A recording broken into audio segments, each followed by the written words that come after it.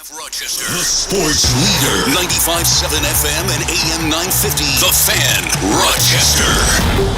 Always live on the free Odyssey app. The Sports Bar with Danger and Battaglia. We are officially farting around. They don't have an identity. They don't have confidence. It's not one thing. It's not one person's fault. But somebody's going to take the heat for that. Mike Danger. Season's not over, but this season, this team's talent and this team's coaching isn't good enough. It's just not good enough. Gene Battaglia. Can we say Monday night then is a must-win? Oh, yes. Yeah. Absolutely. Yeah. You've got to get the next two. You've got to get Denver. You've got to get the Jets. The Chargers beat the Jets 27-6. Aaron Rodgers plays this year. Bye. Aaron Rodgers. The college basketball season began. The NBA season. David Ross is out in Chicago in favor of Craig Counsell. Let's go, Mets. Go Sabres. The Hurricanes. Matthew Savoy. Let's go Amherst. You called his hair Lego hair. It's it's perfect. It's perfect. 95.7 FM and AM 950, The Fan, Rochester. Good afternoon. Welcome on into the Sports Bar. Danger and Battaglia, glad you're with us and set for 3 hours of fantastic sports talk in the Flower City. We appreciate you listening along at 95.7 FM, AM 950. The Fan Rochester sounds its best in the free-to-download Odyssey app or on your smart device when you ask it to play 95.7 The Fan. And we've got our video stream up at The Fan Rochester on YouTube and on Twitch. Don't forget to like and subscribe to the channels while you're there and help us build our little online community. I am Mike Danger. Over there, that's Gene Battaglia. Good afternoon, Mike Danger. You're getting ready to watch that Monday night game, and it crossed my mind. I'm like, wait a second. How did I realize this? The Jets win this game. Buffalo's in third place. Yeah. And then you watch 5 minutes of that game like, nothing to worry about here tonight. That was bad football last night. Like two teams. The Jets defense, I think, is legit. And you did a good job kind of containing and holding the Chargers. But, man, the Jets have problems offensively. They can't block anybody. They can't execute. They are a Nathaniel Hackett. Again, another failure on your resume. This offense is bad. Oh, no. But there's Mr. Thirst there before and after, and he's coming back. Come back. Come on back, Aaron. Yes, come on back in time for that. It's going to Black die Friday on that game. football field. Yes, it's going to be horrible. Go play behind that line, please. If you're a Jets fan today, you've just got to be shaking your head. I loved how before the game, every ESPN analyst, every one of them, took the Jets to beat the Chargers. I'm like, do you follow this team? Yeah, what are you guys talking about? Are you afraid that if you speak ill of the Jets, that somebody's going to come after you? Like, they're bad. Robert Saleh just always looks pissed off now. Like he looks dead. He looks dead inside. It's an interesting question that you bring up because you can say in a roundabout way that Aaron Rodgers is on the ESPN payroll. He's getting what, $1 million from McAfee, and ESPN pays McAfee. So, ergo, ESPN's paying Aaron Rodgers. Would that be a conflict of interest? Is that bad? Is that wrong? Is that wrong that he did? Look, I agree with Bart Winkler, who joined us last week to talk about what's happening in Green Bay, what happened with Aaron Rodgers. I agree with it. I don't think he's coming back. And if he does come back, then my theory is right. He didn't really rupture his Achilles. He just kind of injured his Achilles week 1. He didn't have surgery. He just wants to do the thing that's going to make him look remarkable, even if he has to lie about it. But how thirsty are you? Because people will just take it at surface level. Wow, look at he's there for his teammates on the sideline. No limp. Where is he Monday through Saturday? Oh, he's back in California. He flies in for the game. He's in front of the cameras. What a fraud. Yeah. What a fraud. So at least Bills fans take comfort that there are plenty other teams in this league that have problems too. In fact, problems that are worse than what's happening. And by the time we get to the start of Week 10 here on Thursday night, you're gonna love the lot in life that you have as a Bills fan. Trust me, I'm looking forward to it and dreading Thursday night at the same time. I was trying to figure out what works best for the Bears, for them to win or lose, or does it even matter? It doesn't even matter if they win or lose on Thursday. It does not. No. In fact, I would suggest just skipping the game altogether. Are we allowed to do that as football? I think so. Like the game is canceled. Why? It doesn't matter. It doesn't matter. We don't need to watch. Just not even the lack of interest, just lack of impact. I got to tell the executive producer, we're like, hon, let's spend some time together tonight. Like, see if she'll buy it. All right, listen, don't go that far. All right, just settle down over there. Here's what's on tap in the sports bar. It's brought to you by Three Heads Brewing. On tap at Three Heads Brewing. Cranberry grape sour ale. Tart cranberries, New York State grapes coming together to make a delicious treat. Get yours at Three Heads Brewing on Atlantic Avenue today. I got to tell you, that game last night, it paired very nicely with a kind of juicy. By halftime, I was like, oh, I'm in a nice place right now. I don't need to worry about how bad this game is. We appreciate our friends from Three Heads. And you might want to mark on your calendar a week from Friday. That'll be our next Friday Football Talk Live, the Friday before the Bills take on the Jets in Buffalo. Yeah, so Friday we'll be out there, and we invite you to come out. And Danger, I get to hang out afterward. We don't have any game to run out to. Like, no Section 5 game. RIT is not playing that night, so we'll have a good time out coming up on Friday the 17th out at Three Heads Brewing. And that'll be my last Friday before the Thanksgiving break. I'm taking the week of Thanksgiving off, Gino. I hope that's okay. I've got some additional family coming in this year, and I'm happy to host, and I'm happy to have them over, but the preparation just has to be that much more. The execution needs to be crisp. If the Bills lose for a second time to Zach Wilson, I may be calling you on that Monday. Be like, Danger, I'm sorry. I just need your opinion on this. If we expect the Bills to win, we'll be fine. Yeah. Dandalorian and I will hold down the fort that week. I'll be swimming, doing backstrokes in gravy and giving you takes on the Jets and Bills if they end up losing that game. So that's a week from Friday, our next Friday Football Talk Live at Three Heads on Atlantic Avenue in the neighborhood of the Arts. We're going to talk to Amerks head coach Seth Appert as we do every Tuesday afternoon. That's coming up here at 4:25. Yeah, so interesting week for the Amerks. They don't play on Wednesday. In fact, they got to go practice at Paul Lewis Arena because you had the Tool concert last night. You have Adam Sandler tomorrow night, so kind of feel like a big city. Danger. Did we get a review on the Tool concert from anybody that we know that went? I don't know. One of our sponsors, On Track, went, and I haven't talked to him. But I know there were other people going to that, so I thought that was kind of cool to have that on a Monday night downtown. And then Sandler, that's excellent too. So, yeah. Well, it's inconvenient a little bit for the Amerks as they've got to kind of make adjustments, but that is life in the American Hockey League, I suppose. Oh, and by the way, Matthew Savoy is back up in Buffalo. That's not unexpected. Brandon Byro, did we know anything about this injury? Like, when did that happen? Wait a second. He's hurt. I mean, I wish the NHL, Danger. I know I'm making a big ask. In this day and age of legalized gambling, can they be a little more transparent with injuries? Maybe a little bit. Upper body, lower body. Okay, how long will it be out for? You don't need to know. Okay, great. So we'll talk. No real injury policy and no real actual drug policy. Like, the NHL is the wild, wild west. They've always, part of what they pride themselves on, and I guess I can respect this, but it is frustrating as a fan and doing what we do. They govern themselves. They've always kind of governed themselves. This is their form of justice. Oh, you did me wrong on the ice? I'm going to bash your skull in this shit the second I get a chance to do it. What their logic here, I don't know if it's sound or if it's flawed. Their logic is, hey, if we tell you that this player has a shoulder injury, next time he's on the ice, he's going to get targeted on that shoulder. Does that really happen? Because if it did, then I would think teammates would come in and you could solve that right then and there. Right, but that would lead to more of that on-ice justice that the league probably doesn't want. They just don't want blood on the ice. Okay, but there's a big difference between having like a soft tissue or maybe like a meniscus issue that may keep you on multiple weeks. To me, it would help as a fan, and certainly if you were a bettor, you would want to know this stuff too, and maybe the league would realize, if we shared more information, more people would bet on the NHL, more people would watch. I don't know.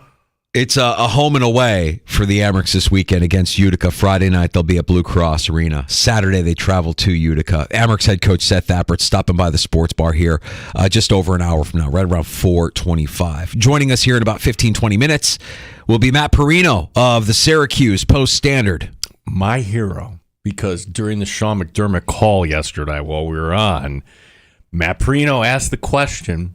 It's almost like we wrote the question for him. Sean, by preaching complementary football, does that restrict the offense? Does the pursuit of complementary football take away from your aggressiveness on offense? I think that's a great question. It really should. And when we talk about it, complementary football is, as much as it stays the same with the same basic core concepts, it also evolves a little bit week to week with where your team is and which side of the ball in this case is healthier than the other. And so, full confidence in our offense and we're going out there to score. There's no breaks on the offense. We're going out there to score and score early and score as many points as possible. So that is the philosophy. If you listen closely to what McDermott is saying there, he's admitting we are a flawed product on the defensive side of the ball. He's admitting it, and it's not his fault. There's injuries, and they're not the same defense that they were at the beginning of the season, and it all kind of checks out. When you started to hear them say things like complementary football, it's when you realized, oh God, we don't have Trey. Oh God, we don't have Matt Milano. Ooh, Daquan Jones is out. We're a mess. We're a mess. None of this is ideal. Well, then wouldn't that preach to the let's kind of go up tempo and score more points? Right. To me, it's almost like we can't turn the ball over. The up tempo part, I think, is what gets him though, because now you're taxing your defense and they're on the field more than you want them to be because your offense is moving down the field. You only have drives of 3 or 4 minutes when you're scoring. When we need long, sustained 6, 7, 8 minute drives that keep the defense on the sideline and keep them fresh. Yeah, that 9-minute drive against the Giants. Oh, how wonderful. I use this analogy. It's actually a NASCAR analogy, a restrictor plate. Yeah. You're putting a restrictor plate on Josh Allen in this offense. No other team does this. No other team with a franchise quarterback. And I'm going to put Josh Allen in that category, okay? You want to dispute that? We can talk about that. But no other team with a franchise quarterback utters the phrase complementary football. Or tells him tries to take away elements of their game. Don't run the football. Like nobody's telling Jalen Hurts, dude, don't run the football. Like it's a part of his game. It's part of Patrick Mahomes' game. The elusiveness, the ability to escape, the ability to run the ball 15 yards downfield and duck out of bounds. Who's the best team in the AFC right now? Right now? It's the Ravens. Right. And what does their quarterback do? He runs. Yeah. I mean, they're not calling as many designed runs as they used to for Lamar, but from time to time, yeah, or the option is in play. Whatever it is, it's a threat. And you've told the entire league, you've telegraphed to the entire league, that element of his game is gone. He's not going to run. You saw it a little bit against Tampa. Man, it looked good to see him run again, to see him scramble. A couple of design runs that caught the defense off guard. You can't overdo anything, I guess. And I guess I sort of agree with that part, that you don't want to be so predictable that defenses, because the NFL figures you out pretty quickly, that defenses will find a way to slow your tempo down. But yeah, all the talk of complementary football. And there was something else that he said yesterday, and I want to go back to it when we do. I'll drink to that later this afternoon. That just, I hear the quote, I see the quote, and I'm like, you've got to be kidding me. Why would you go away from something that's working in the course of a game? Like, let them try to figure it out. When they figure it out, then you can adjust. But until they figure it out, keep going to the well with what's working. And they're blaming field position and crowd noise and silent counts and blah, blah, blah, blah, blah. Anyways, Matt Perino will help us sort through all of it, and he'll be joining us here in about 10 minutes. I love that he asked that question. And a little acknowledgement from Sean McDermott. That's a good question. Does Sean McDermott give that kind of acknowledgement ever when he's answering a question? I think Perino might be the first time I've ever heard that. Yeah, it's a good pickup by you on that. I would think that Sean McDermott would get coached on what questions might be coming. Like, this is what reporters might be saying, so he's not caught off guard by that. So, like, he was ready to answer that. Like, okay, and it was Perino that put forth that question. Yeah. You could join us. Our lines are open. You can call 585-866-4FAN. That's the Good Smoke Barbecue and Pub Wingman line. 866 888-866-4326. And I don't want to bury the lead. I mean, it is Tuesday after all. The most important segment of the week happens about 45 minutes from now when Gene regales us all with his Week 10 pick for Survivor football. We're still going here, Danger. We're still winning. Now, there weren't really any upsets last week, but who cares? We're still doing this. But let's be honest about this week's slate. Yuck. Not just this top to bottom. This is terrible. Yeah, yuck. And so for good teams, and I'm still going to put the 49ers in this category. Well, we're not going to go anywhere near 49ers Jaguars. You can do that. I will not. But there is one pick we're going to give to you. I like this because this kind of goes beyond the borders here of the sports bar. People are kind of reaching out to us, and this catches on, and we're kind of a resource here for your Surviving Advance. You're a self-proclaimed Survivor football expert. I am, except the one time I went on Wingo and Golick. And you went on national radio and gave them a pick that absolutely fell on your. Oh, by the way, how was Winkler last night? He was great, and the funny part was. I'm picking up the phone hey, Gene, this is Ryan. What's you? Hey, it's Hot Take Hickey. Oh, you totally caught him off guard there. Ryan, the producer. He didn't know that when you called him Hot Take Hickey, he didn't know how to react to that? No, he did not at all. We carry the show, Ryan. Yeah, we carry the show. Yeah, I know you. We actually know who you are. We listen to you. We listen to Zach. We hear you on the air. Hot Take Hickey. I love it. Well, that's good. So Bart got what he wanted out of you. He wanted to learn more about the Bills. Yeah, and look, the bottom line is this.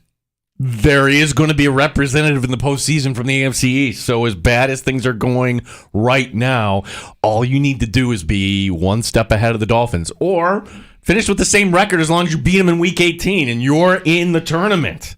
And this goes against, wouldn't that be ironic, Danger? I'm the one, I'm telling Bart this. I'm the one that says, hey, we have too many baseball playoff teams. Look at Arizona. We don't want to watch that. Hey, we're going to expand the college football playoffs. No, you're watering down the regular season. And you could say that for the NBA, and you could say that for football. We had the Steelers in a couple of years ago, and they got, well, now you have here the Buffalo Bills. And the funny thing is, if you take this a step further, okay, the Bills win the division, let's say. Yeah. Would they be the fourth? I'd say yes. Let's put them in as the fourth. It means you would get the top wild card. Cincinnati, Baltimore. Who would have the better record, Mike Danger? Between the Buffalo and the top wild card. Oh, it'd be the top wild card team. How is this game in Buffalo? This is an injustice. Get ready for that. Yeah. Yeah, the world is going to turn against the Bills here because... Hey, look, if it's against Cincinnati, I think Cincinnati's earned the right to be like, yeah, we own you. It doesn't matter where this game is going to be. Where do you want to play? You want to play in Antarctica? Let's go. We'll still beat you there. It doesn't matter. As much of a home field advantage as the Bills can have at Highmark Stadium, Cincinnati kind of showed they can come in January and do what they need to do to move forward. So, let's not. You're bearing lead number 2 here, too. Oh, there's another lead? Yes. Is there breaking news in the sports bar, Gene? Ow! It really hit me. I didn't know it was coming back that far. This can't be good for Matthew Stafford, knowing that the Rams have signed a quarterback. In the infancy, actually in the dawn of the sports bar, Mike Danger, you had your heart set on this rookie quarterback leading the Philadelphia Eagles. If I may. A 6'4", 235-pound rookie quarterback out of North Dakota State with the blue-collar work ethic and Midwestern values. The one and only Carson Wentz. He's back. Yes. He's back. Yes. It's about time. It's just awesome. What made it so awesome? Just being here. Being away from North Dakota, for us to be here, it's just great. And to get to see Carson Wentz? Yes, he's awesome. Such a role model for our kids and grandkids. Karen, pack your bags. Get on that Southwest flight departing out of Fargo. We're headed to L.A. Oh, it's just great being here, being out of North Dakota. There's so much I like about that. And by the way, that is the woman's name. She's Karen. We love all Karens here in the sports bar. We're not saying that as a slight in any way. We're not for that. Her name is actually Karen. Underrated part of that soundbite is actually the TV reporter with his TV voice. Well, I'm just going to bait you. I'll ask you a couple of questions. What made it so awesome?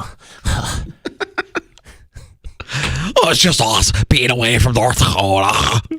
Carson Wentz is a Ram. Yes! Yes! I love it. Now that's the kind of chaos I'm talking about. All right, when does he start? What do you put it at? 2 weeks? It's got to be. 2 weeks. Who did they trot out last week? Jeez, how do I not know who their quarterback was last week against the Packers? Does anybody remember who started in place of Matt Stafford? I don't even remember who started last week for the Rams. They're a mess, banged up, and now Stafford's hurt again to the point where you have to sign Carson Wentz. Oh, this is great. They get the Seahawks this week, but in 2 weeks, the Cardinals. Actually, they're on bye this week, so the next game is the Seahawks in 2 weeks. Okay. And then they get the Cardinals Thanksgiving. He's starting against the Seahawks. Yeah. He's starting against the Seahawks. You got a bye week to prepare. You get him there. You get him acclimated. Go through all the media crap that you have to go through. And then when he's done with that, get your nose in a playbook. Here's the game plan. Here's how we're going to beat Seattle. And here's how you're going to do it. He's back. Gino, he's back. He's back. I'm telling you right now, Gino. It's time for a 6'5", 235-pound, off-the-couch quarterback with the Midwestern values and blue-collar work ethic to take over the league, to take the league by storm once again. Yeah, with Mr. LA head coach and that team in LA, how does Carson Wentz fit in LA? He's going to be great. This is awesome. This is going to be it's going to be an awesome fit. Just being away from North Dakota. Just being away from North Dakota. He's probably pissed. Oh man, it's hunting season. Why did you have to call? Why couldn't you have called me? Now I put everything away. I've been hunting for that's compelling to me. That's intriguing. I can't wait to see what the Carson Wentz experience looks like with a Sean McVay-led offense. It's not like he doesn't have weapons. Look, Sean McVay, for one game, made Baker Mayfield look like a franchise quarterback. Yeah, he extended Baker Mayfield's career by at least a year. You have weapons. You have Kupp. You have Nakua. You don't have much of a running game. But you'll get Kyron Williams back, and maybe that helps. And now maybe you're able to play spoiler down the stretch. I love this move. Oh, this is exciting. See, it's not all doom and gloom. The NFL. For every Thursday night stinker they give us, we get a little morsel like this where Carson Wentz is back in the league. Love hearing that. All right, Matt Perino is going to join us next here in the Sports Bar. We're going to talk more about that loss on Sunday night. The words of Sean McDermott, Perino asking him specifically the question about complementary football and whether or not that prevents them from having the kind of offense that they can actually have. We'll get to that sound as well. Appreciate Matt Perino stopping by as he does every Tuesday afternoon to join us here in the Sports Bar. He's next on The Fan Rochester. With Tim Hortons 2 hot breakfast sandwiches.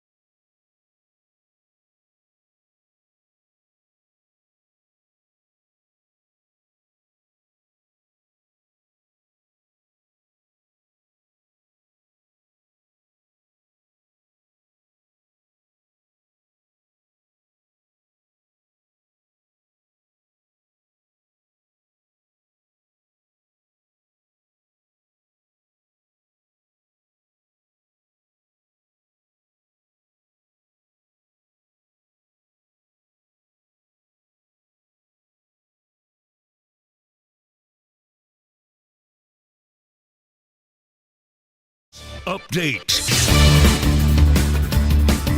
Sabres hockey tonight here on the Fan. Buffalo in Carolina. It's expected it'll be UPL in goal. Our coverage will begin at 7 o'clock here on the Sports Leader.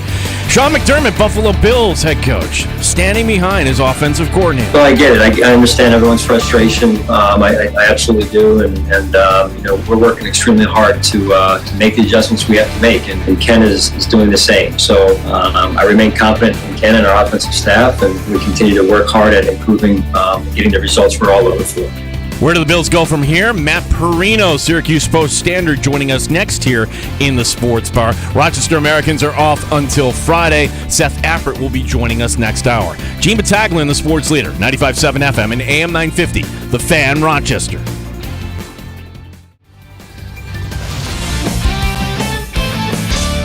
The beer is cold and the wings are hot. You're in the Sports Bar with Danger and Battaglia on the Sports Leader, 95.7 FM and AM 950 The Fan, Rochester. Well, that's what we're working on. That's what I'm working on here. And we've won a lot of games here, and for good reason, right? So we've got to continue to make the appropriate adjustments and put ourselves in position to win games. And that's what we're here to do. That's what we'll continue doing.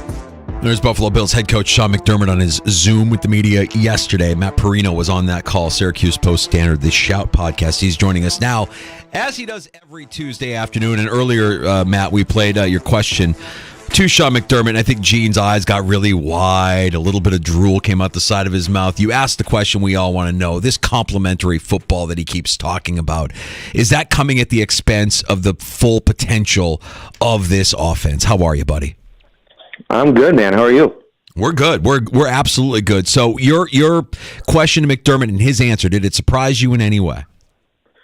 No, because I think that he does believe that. Like they have oftentimes, when they've been asked about it over the years, him specifically, about the offense and maybe being a defensive-minded coach, like he reverts back to, we want to score points. Like we want to be aggressive. His quote yesterday was, "There's no brakes on the offense." But I do think, of course, you want all three phases of the ball to be operating in sync with each other, playing to the best of their ability.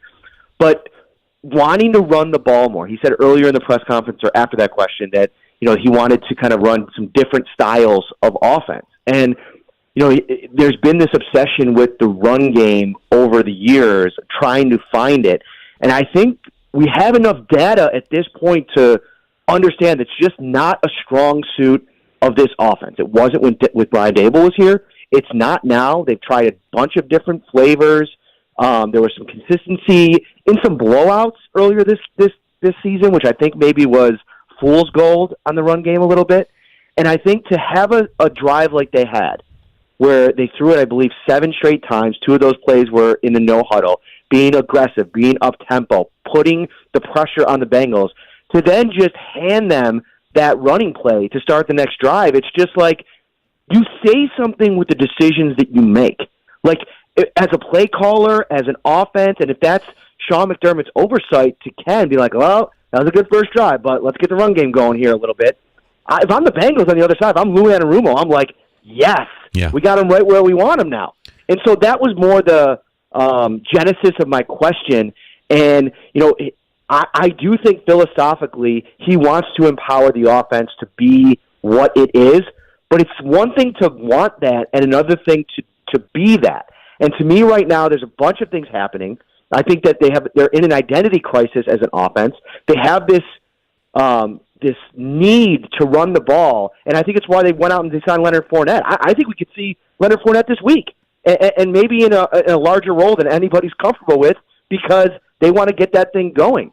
And that might be, I don't know, there's a lot of this season. The more I sit and stew in it, think about it, it does remind me a lot of the 2021 season, in that they came out hot. They had a couple of big-time offensive performances.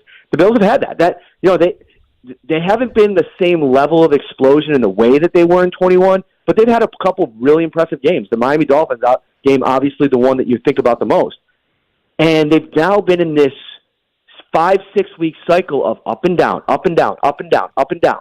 And so maybe they're going through things, and maybe there is an answer at the other end of this that will send them into the playoffs playing their best football. But the problem, guys, is are they going to make the playoffs? Right. This is a different AFC.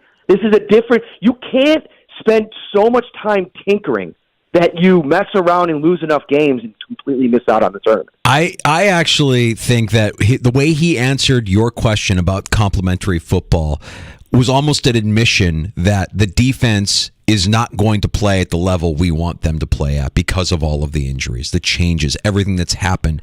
It's a less than ideal situation for his first go-round as a defensive coordinator / head coach. And by continuing to preach complementary football, if you can't have this kind of intangible thing that you keep talking about, well, then you've got one less excuse. Like, hey, well, our defense couldn't really perform at the level, even though we're injured. Next man up. But we're on the field too much because the offense is on the field. They're not on the field long enough because their drives aren't long enough. They're not sustained enough. We're not playing complementary football. Is that an admission from McDermott that his defense is just nowhere near where he wants it to be? Well, it's a dangerous game to play, right? Because as the play caller taking that thing over, they dealt with, guys missing last year in the playoff game. Daquan Jones didn't play in that game. I thought it was a huge problem. And, Leslie Frazier was the one that, of course, we don't know exactly what happened there, but he's no longer there. And, there was a lot of issues with this defense over the last couple of years. But some of those issues seem to be the same ones that they're dealing with now. And, to go out off the streets and bring in Josh Norman, to me, is just a complete revelation that, they didn't do enough at that position in the offseason to be at a place where they were. Now, you can't ever foresee the Tre'Davious White injury, but beyond that, to get to this stage with Kyer Elam even before the injury, I think Sean's heavily involved in looking at defensive players, bringing them in, all that sort of thing. I still don't think we have the proper perspective on what were the conversations around Kyer Elam when they drafted him. Because when you make a pick like that, to me, they learned a lesson in 1 year. And kudos to Brandon Beane and his staff and the coaching staff, whoever was involved in it, because they hit on Dalton Kincaid. I will say that definitively through 9 weeks. They've absolutely hit on that player. And you need to. When you're trading up in the first round and you're adding a starter, you need to add a starter at the minimum. And Kyer Elam's never even been that since he's been, with the team. So, yeah, I think it wasn't an admission.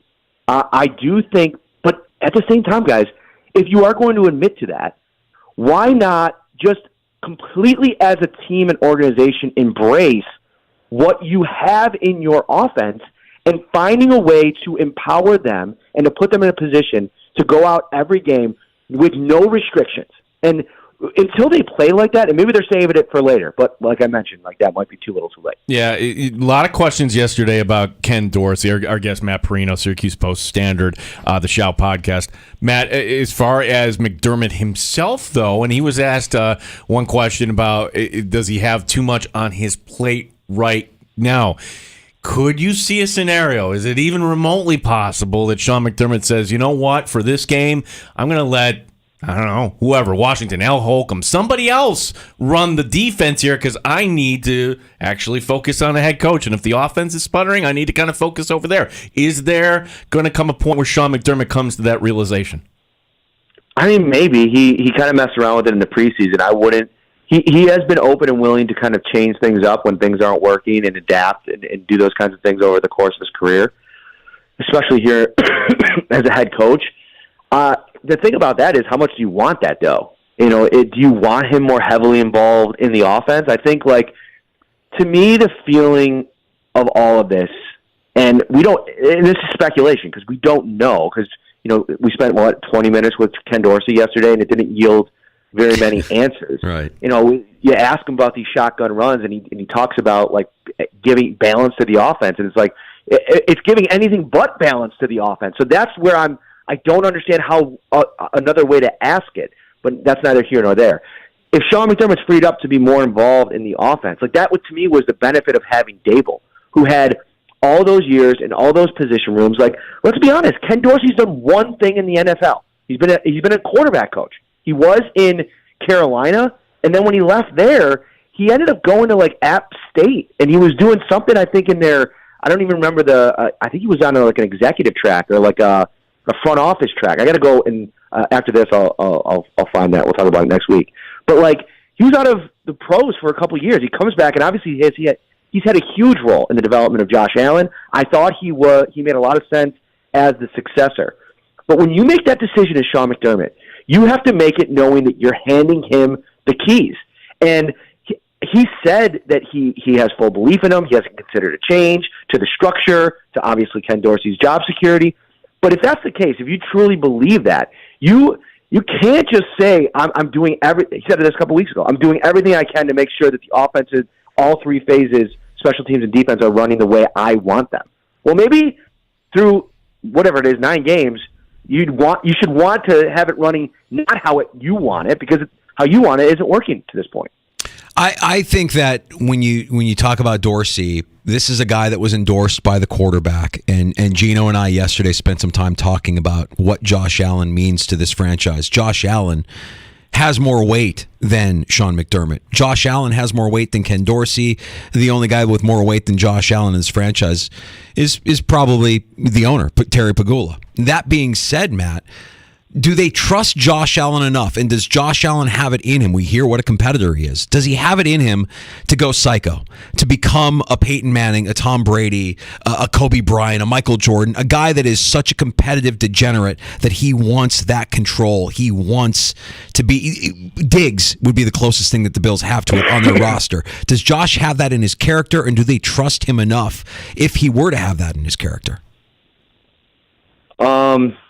That's interesting, because I think there's a lot layered in there, and I feel like Josh, just observing him this year, I think he's wearing the stress of Ken Dorsey being in the bullseye, for this fan base, and the way the media has kind of talked about him in a general sense.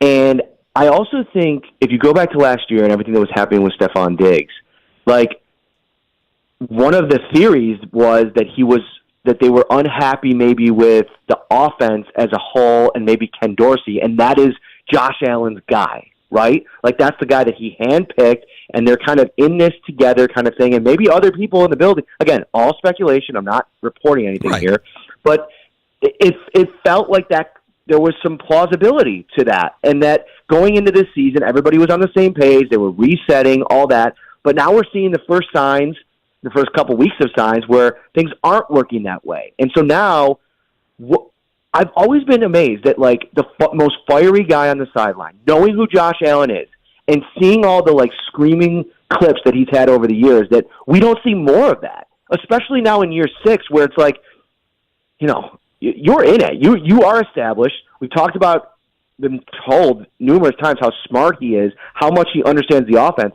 One of the things I was talking about on my podcast with Ryan the other day after the game was, do they try to hand the keys to Josh for a game and see what it looks like? Like, you mentioned Peyton Manning. Like, he was responsible for calling a lot of his own games. Like, a lot of the pre-snap stuff that he did led into kind of like free-flowing out there. And I think in a lot of ways, I know we've emphasized the up-tempo and that being the piece that really sets this offense up. I wonder how much it isn't just Josh getting a chance to just be free out there and react to what the defense is doing, as opposed to go to the huddle, check the mic, get the call from Ken, tell it all to everybody else. It's like Ken is also removed. Like, he's up in the box. And I know Matt Canada went down there. I asked him about it yesterday, if he has considered going down to the sideline. It hasn't even been a consideration, which I think is wild, like that you haven't even talked about maybe changing it up a little bit and adding a little bit of extra juice. I do wonder, though, how much does Ken Dorsey fear in his role now, getting down on the sideline, knowing how competitive he is? Like, if things were to get really, like, heated, maybe he's protecting himself in the booth. I don't know. That's just a guess. But I just think that Josh Allen out there, like, calling the shots, he knows all the plays, he knows the playbook as well as Dorsey does, considering they started it before Dorsey ever showed up. Let him go out there and just do it, and he'll know when to go up tempo. He'll know when to back it off, and maybe you try for a game and it doesn't work, but try something else. Yeah, you know what, Matt? There's a history lesson here.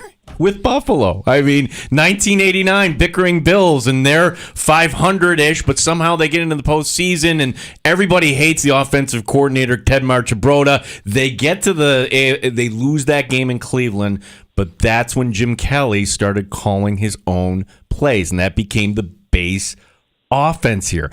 What you're describing here for all old-time Bills fans and anybody that's new, I mean, can that be done today where a quarterback could actually get on the field, dissect it, and I'm going to be the one here, and if I need some help, Ken, I'm going to talk to you about this?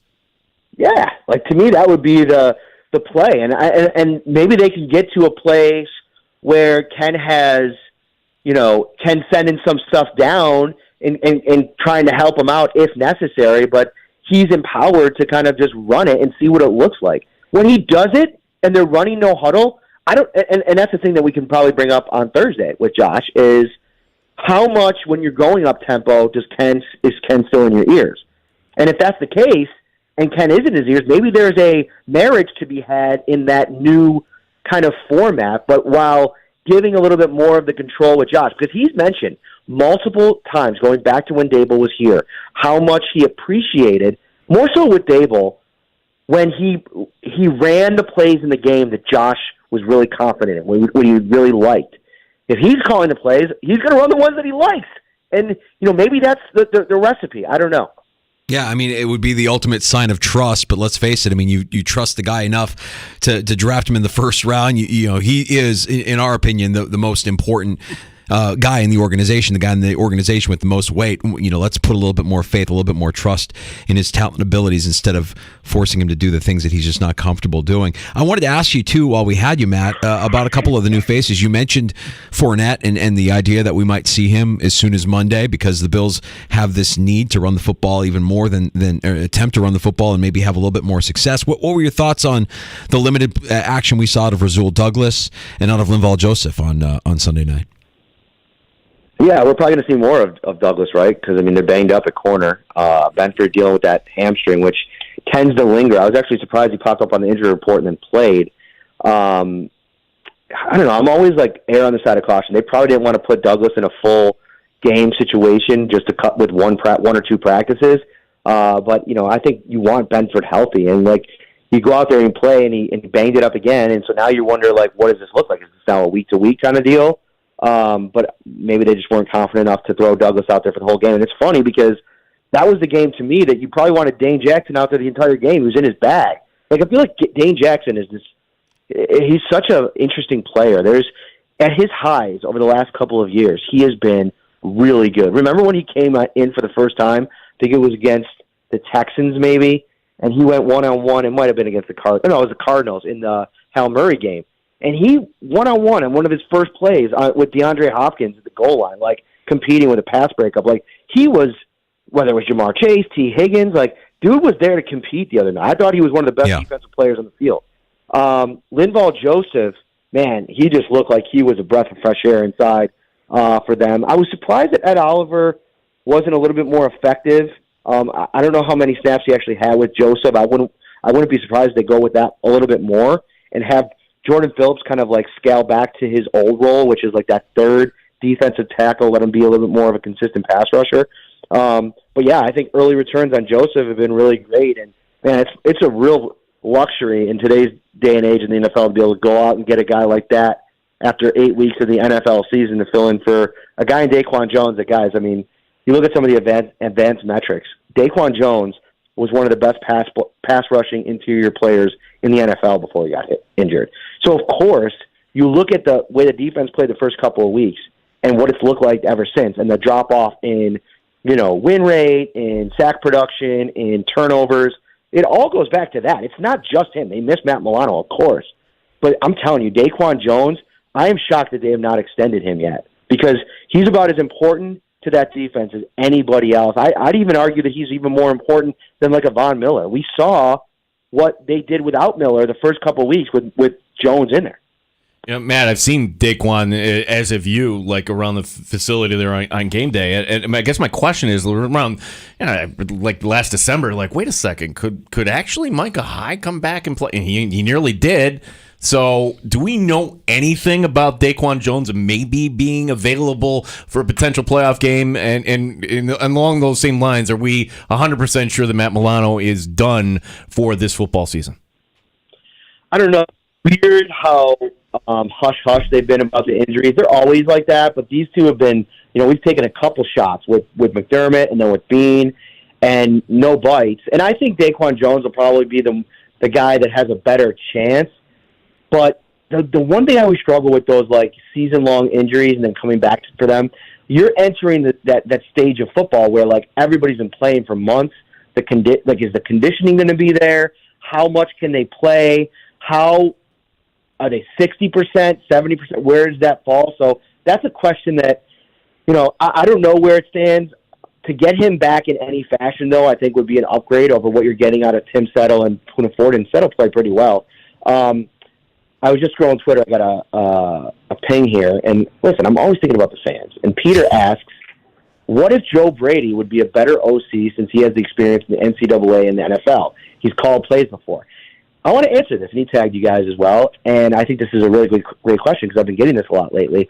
I want to clarify, though. He does not have play-calling experience in college. This is a common misconception. He was a wide receivers coach and the passing game coordinator at LSU. He was not the offensive coordinator. I don't know if he actually called the plays. I will do a little research on that, but I think he was the passing game coordinator, if I'm correct. OC in Carolina, though, right? Underneath Matt Rule, wasn't he the OC there? Yeah. Yeah, but my point is, didn't go too well there. It went worse than what Ken Dorsey has done here. And here's my problem with that move in season. Joe Brady's been here a year and a half. He has an understanding of this offense, but it's not his scheme. So what are you asking him to do? Are you asking him to become the play caller and run this system? Are you asking him to implement his own system or variations of that? I think it gets really complicated with that approach. Do I think he could call plays in this system because he's familiar a year and a half in? Sure. But you better be sure if you're making that move. And again, I brought this up on social media a couple weeks ago. Does Josh Allen have to sign off on that? Is he signing off on that? I know he's his quarterback's coach, but can Sean McDermott or Brandon Beane make a move at offensive coordinator without Josh Allen giving the thumbs up? I don't know.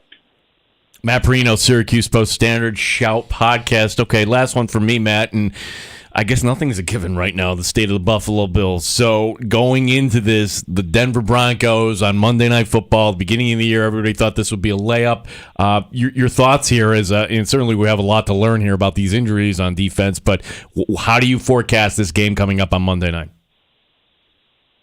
It's a tough one, man. I mean, Denver's playing really well. I went back and watched that game against Kansas City Chiefs, and it feels like Sean Payton and Russell Wilson have finally arrived on common ground.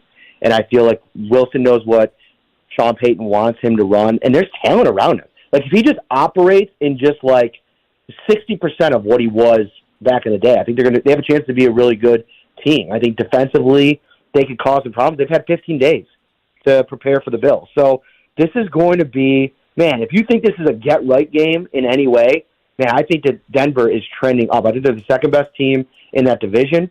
And that's saying a lot because the Chargers, I think, are a team that everybody is just waiting to finally figure things out. But I've seen enough of the Chargers over the last couple of years that I'm just not banking on it. And I think that there's some real potential. You knock off a team like the Chiefs, and that gives you the kind of confidence to go on a little bit of a run. I haven't taken too deep of a dive into their schedule, but offensively, like, they have to lean into an aggressive approach. I loved Zach Taylor. And listen, if you're Sean McDermott, I hope you're taking notes in that game, watching him win the coin toss and take the ball and then go right down the field on you and score. If you win the toss against Denver, enough of this deferring stuff.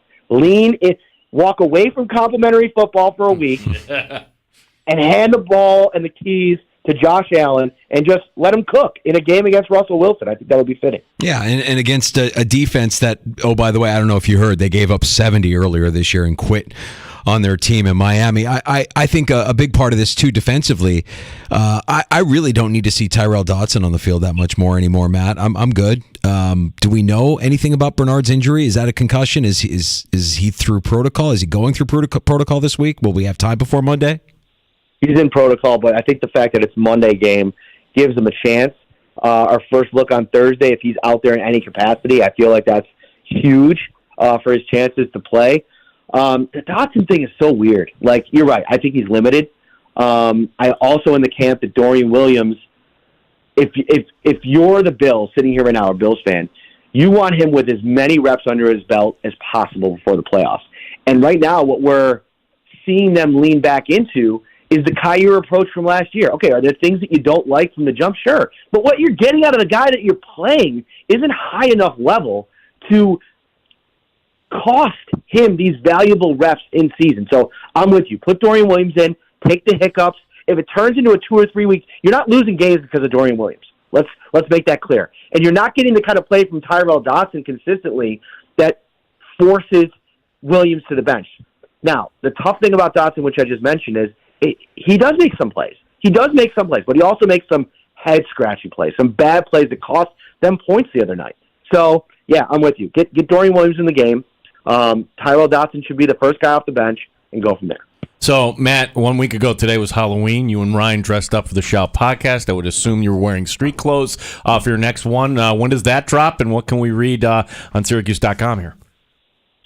Yeah, we'll have you covered Wednesday night with our usual staple show. I am working on a cool podcast for this week, maybe 2, kind of mid-season review type deals, but I have some guests that are coming on. Sorry, Gino. I couldn't find your number. Didn't make the cut. Just didn't make the cut. No, it wasn't that. I was going through my phone and it was acting funny. Like I couldn't find the right. It was whatever. We'll talk about it next time. Yeah. But, yeah, I apologize. Next time, Gino. Trust me. No, it's all right. That's all right. I was on on CBS Sports Radio last night. Oh, wow. So I'm Listen to this satiated, guy. Matt. So, oh, God. So next time you want a CBS Sports Radio guest, but go on, Matt. So Gino, that's like when I was in high school and I went out for the part of Danny Zuko. And they gave me the role of ensemble, and I was like, I tried to tell people I was in the play, but it was just like I didn't have any lines, you know? Come on, I'm sorry. Go on, Matt. So, yeah, Shout, Wednesday night. We'll have a couple more shows. We'll do the preview show as well. And I'm actually, then we'll cover this game on Monday night. All good, man. Appreciate the time as always. Enjoy the rest of your week, Matt. We'll talk again next Tuesday. Later, boys. Thanks, Matt. Matt Perino, the Syracuse Post-Standard. You read his work at NewYorkUpstate.com, Syracuse.com, the Shout podcast that Gene is not invited to. I'm surprised they haven't banned you. I thought after the Buccaneer game at like 1 in the morning I was going to get the call. No, you didn't get the tap on the shoulder. Not even at like 1 in the morning. Yeah. You're not even a 2 a.m. booty call. That's too bad. I do appreciate Matt asking the question to McDermott. That's a good question. Yeah. If you missed it, this was from yesterday's Zoom. Does the pursuit of complementary football take away from your aggressiveness on offense? I think that's a great question. It really should. And when we talk about it, complementary football is, as much as it stays the same with the same basic core concepts, it also evolves a little bit week to week with where your team is and which side of the ball in this case is healthier than the other. And so, full confidence in our offense and we're going out there to score. There's no breaks on the offense. We're going out there to score and score early and score as many points as possible. So that is the philosophy. So which side is more healthier than the other one right now? Right. The offense is more healthy. Oh, so what he's asking is the offense to pick up a little bit of the slack for the defense, which isn't as healthy, the longer, more sustained drives, the running plays, score. We're all gas, no breaks. But, if you can, stretch it out. 7-8 minutes would be nice if you get that for our defense. That's because we're not taxed. how this team is built. Tell that to him. I get it. I understand what he's saying. What he's getting at there in a veiled way. He's saying, oh, look, our defense is banged up. We're not as good defensively as our offense. Our offense needs to pick us up. They need to compliment us. And right now they're not complimenting us because when they score, they do it too quickly. 5 plays? Get out of here with that. Who wants to score in 5 plays? We need 10 play drives, at least 10. Mix in a run, Dorsey. What's wrong with you? Boy, the whole idea about how like the hurry up and like I'm having flashbacks here this is history repeating itself in Buffalo. Everything in Hollywood has run dry, right? Like there are no original ideas anymore. Everything is cyclical, and just when you think there's something new, no, here's a reboot of this, a reboot of that. This is the Buffalo Bills reboot. If they do what they should do, yeah, Josh Allen is running the K-Gun version 2.0 at some point. To follow up on your question from earlier, who started at quarterback for the Rams last week? That was Brett Rippon. Oh, right. He was released today. Yeah, he wasn't good. No. He was not good in that game. That's why I couldn't even remember Brett Rippon.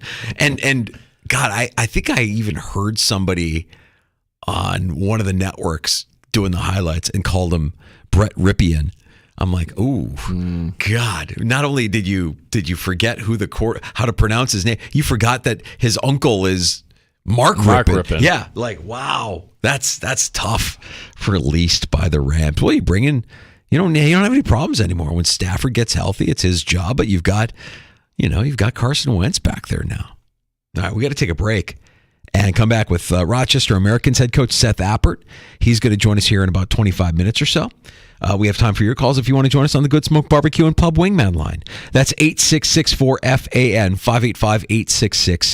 585-866-4326. More on the way in the Sports Bar. Danger and Battaglia, 95.7 FM and AM 950, The Fan, Rochester. As the weather gets colder, the NFL...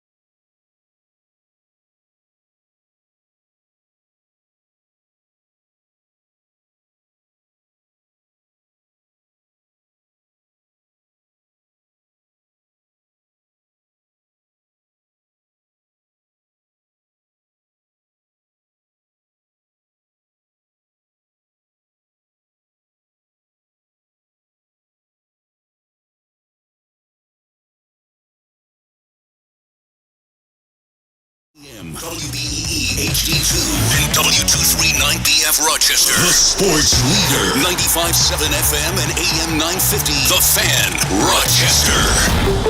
Always live on the free Odyssey app. The Fan Rochester Sports Update. Buffalo Sabres looking to go above 500 tonight. Tough opponent, though. The team down in Carolina. Head coach Don Granato giving his thoughts. They're a team that plays very direct and very consistent. They hit the repeat button, as I've said, and they do it for 60 minutes. So you've got to be on your game for the duration. You got to string more segments together, and even when you're having bad ones, you got to defend well. So it's a great building for that type of a challenge. It's expected to be Ukko-Pekka Luukkonen in goal tonight. We'll have the coverage beginning at 7 here on the Sports Leader. We'll talk some hockey later this hour here in the Sports Bar. Amerks head coach Seth Appert joining us. Amerks back in action coming up on Friday. Carson Wentz is back in the NFL. Wentz signing today with the LA Rams. Bills players are off today. Practice resuming on Thursday. Gene Battaglia, the Sports Leader, 95.7 FM and AM 950. The Fan, Rochester. The Sports Bar with Danger and Battaglia. We are officially farting around. They don't have an identity. They don't have confidence. It's not one thing. It's not one person's fault. But somebody's going to take the heat for that. Mike Danger. Season's not over, but this season, this team's talent and this team's coaching isn't good enough. It's just not good enough. Gene Battaglia. Can we say Monday night then is a must win? Oh, yes. Yeah, absolutely. Yeah. You've got to get the next two. You've got to get Denver. You've got to get the Jets. The Chargers beat the Jets 27-6. Aaron Rodgers plays this year. But Aaron Rodgers. the college basketball season began. The NBA season. David Ross is out in Chicago in favor of Craig Counsell. Let's go, Mets. Go Sabres. The Hurricanes. Matthew Savoy. Let's go, Amerks. You called his hair Lego hair. It's it's perfect. 95.7 FM and AM 950 The Fan, Rochester. Welcome back into the Sports Bar. Danger and Battaglia. What a thrill to talk sports with you in the Flower City for 3 hours every afternoon. You can also watch the Sports Bar on YouTube and on Twitch. At The Fan Rochester is our channel. Don't forget to like and subscribe, and check us out on the free-to-download Odyssey app where we sound our best. I'm Danger. That's Battaglia. Busy Sports Bar. So we've got Seth Appert coming up later this hour. I have your Week 10 winner for Survive in Advance. We have takes too. And we have waiting patiently Phil wants to talk some Buffalo Bills. Hey, Phil, what's going on, buddy? Hey, guys. You just closed the last segment on the whole idea about the Bills' offense perhaps being geared to, score slowly as opposed to quickly because of some, perceived ancillary benefit to the defense. But I guess in hindsight, it seems like that was kind of like a false choice, right? Because the choice wasn't between scoring quickly and scoring slowly. The real choice on the table was between scoring quickly and not scoring at all. So I guess, knowing what we do now, it seems like a real, like a pretty grievous strategic mistake, if that's indeed the idea that was pushing that decision to change what they were doing. I'm glad you bring it up because this was the quote from yesterday, and I was going to just share this take, and we're all falling for this right now. The quote from Sean McDermott. Hang with me for a second. Basically, the long and short of it is wanting to get some other styles of play as opposed to the quicker up-tempo, no-huddle, or version of no-huddle. That was McDermott's quote yesterday. Just some things that we can look at, examine as we move forward, really more than anything. That's the comment when I hear it. I'm like, what? Why? What are you talking about? The tempo is what gets the offense moving in a rhythm. Everybody sees it. Everybody knows it. They thought it would be best to experiment with other styles of play against Cincinnati. I mean, I get you want balance and a sustained drive where you're able to run, get you closer to that complementary style of football that you want to play, but you don't have the talent to consistently win the line of scrimmage in the run game. And this once again brings up the trap that we always fall into as fans. It's the assumption of rational coaching. And McDermott, through his entire tenure, I'll say it. I mean, they've won a lot of games, but He's over his head. I think he's over his head, man. He was out-coached earlier this year by Doug Peterson. He was out-coached on Sunday by Zach Taylor and Lou Anarumo. It wouldn't shock me in the least if Sean Payton out-coached him on Monday night. He's in over his head, and comments like that. They give it away. What are you talking about? We wanted to get other styles of play as opposed to the no tempo, no huddle. I guarantee you, he probably told Dorsey, "Yeah, if you're gonna score, can you eat up a little bit more clock? What are we doing?" Yeah, like, hey, we just right. Yeah, you're getting punished for scoring. You're getting punished for scoring. Not to mention, in case Coach didn't know, this is a team that's kind of on the playoff bubble. I don't really see where they have the latitude to start experimenting. Right. In this situation, it's not like it's week 17 and you've got the division locked up and you want to see what else you can do. That really wasn't the time and place to start experimenting, especially when you just ended the first drive on something that worked extraordinarily well. Right. That just seems like that's a coaching malpractice as far as I can tell. Yeah, Phil, excellent call. Thank you for weighing Appreciate in. you, Phil. Yeah, thank you, Phil. Have a good one. 866-4FAN, 866-4326. As, your head exploded yesterday on that. Yeah. You would think, what talent do I have? Let me make sure I'm getting the most out of that talent and play to the talent. Anybody that's in a leadership role or a managerial role, you're not about imposing your will. You're about unlocking the strengths of those that work with you. And they've gone completely opposite of that this season. And it started with the whole play smart to Josh Allen when he tried to hurdle. Like, we all get it. We don't want Josh Allen to injure himself. We want him to play smart, but you can't clip his wings. You got to let him fly, man. You got to let him do his thing. Let the stallion run free. Oh, no, we got to play complimentary football. We're going to try some new things. We wanted to get away. Just the quicker up-tempo stuff. Who needs it? Who needs it when you're scoring at will and easily scoring every time you go up-tempo and you have a rhythm? We got to stop that. It's stupid. It's just stupid. Anyways. It's danger. You are preaching to the choir here. Got some other takes. Yes. I'm going to kind of switch it up here with one of these takes here. And maybe this is because this happened, after dark here, basically, with, in regards to what we saw on Saturday night, right, in college football. And for anybody that wants Caleb Williams as their quarterback, you got to listen to this story if you missed it. NFL draftniks that fancy themselves as pop psychologists, and they all do, right? They know exactly what was going through Ed Oliver's mind when he didn't want to wear a jacket. Do you remember that?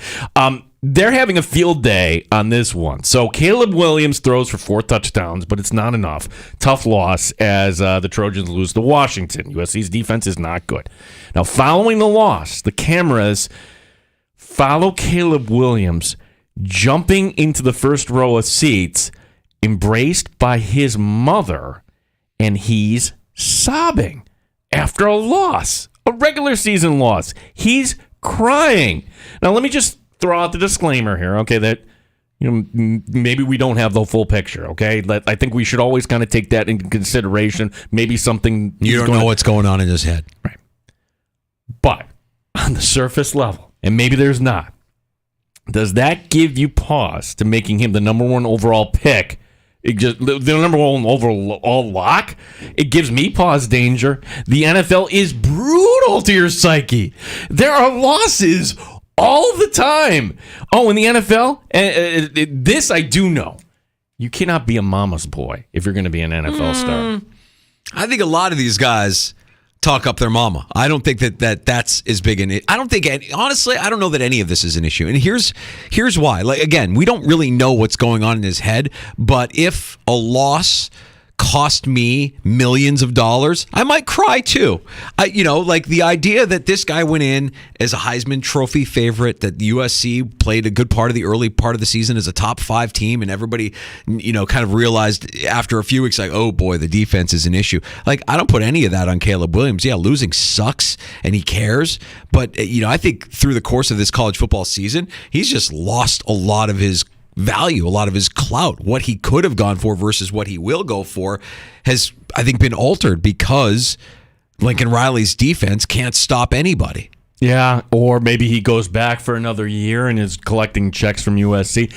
He'd probably still be in the number 1 overall, but I don't think it's this generational. Don't think twice about it. I mean, it's so we throw that around so often, like generational talent. This guy's a can't miss. Is he?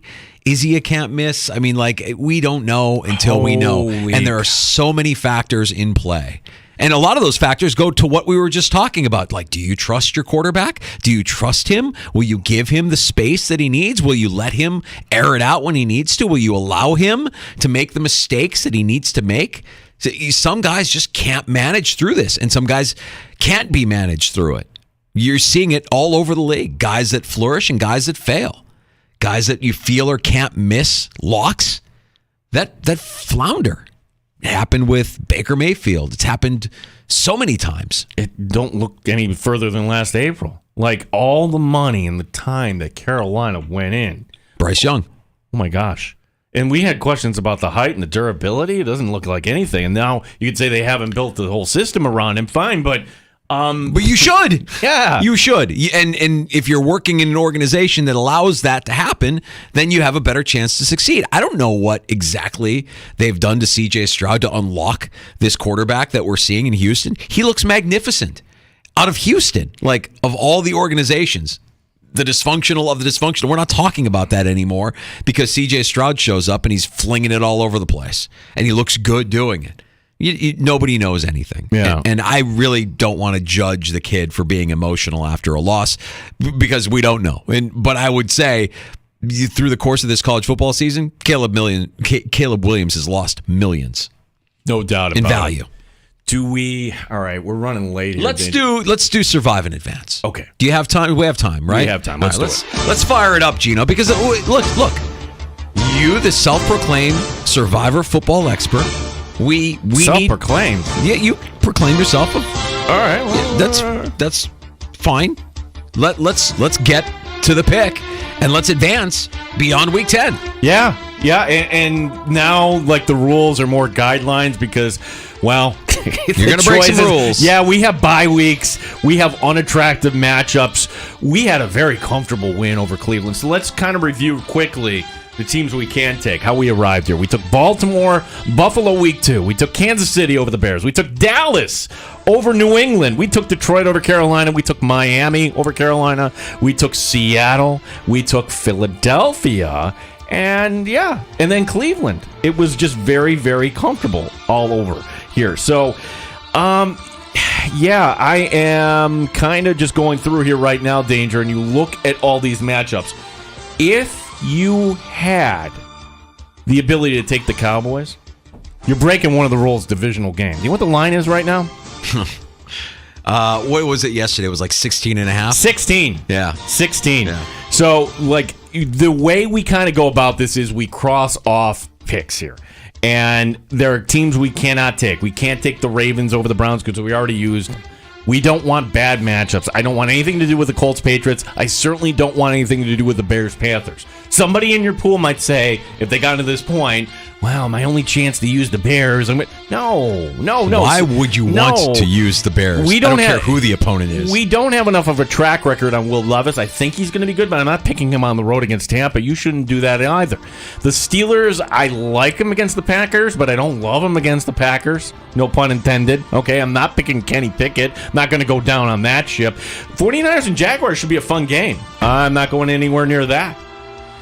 Falcons and Cardinals. If it were Clayton Tune, we'd be considering the Atlanta Falcons, but it's not. It's me. It's Kyle. I'm back. Kyle Murray, TGI Fridays, here to serve you some flingers. I'm back at the starting quarterback position.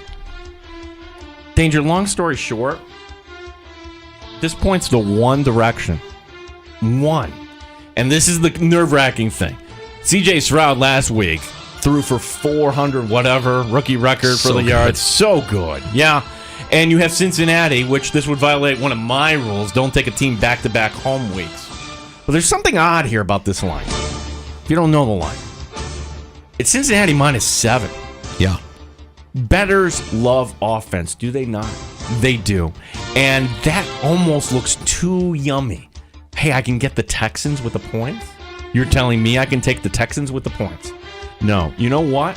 I'm going to take the quarterback who's from Cincinnati. I'm going to take the guy who couldn't break through against Ohio State. I'm going to take that guy that's got a little fire in his belly. We saw it up close and in personal. We are picking good teams. And right now, who's playing better in this league than the Cincinnati Bengals? Cincinnati, your Week 10 winner. Book it now. Thank me on Tuesday.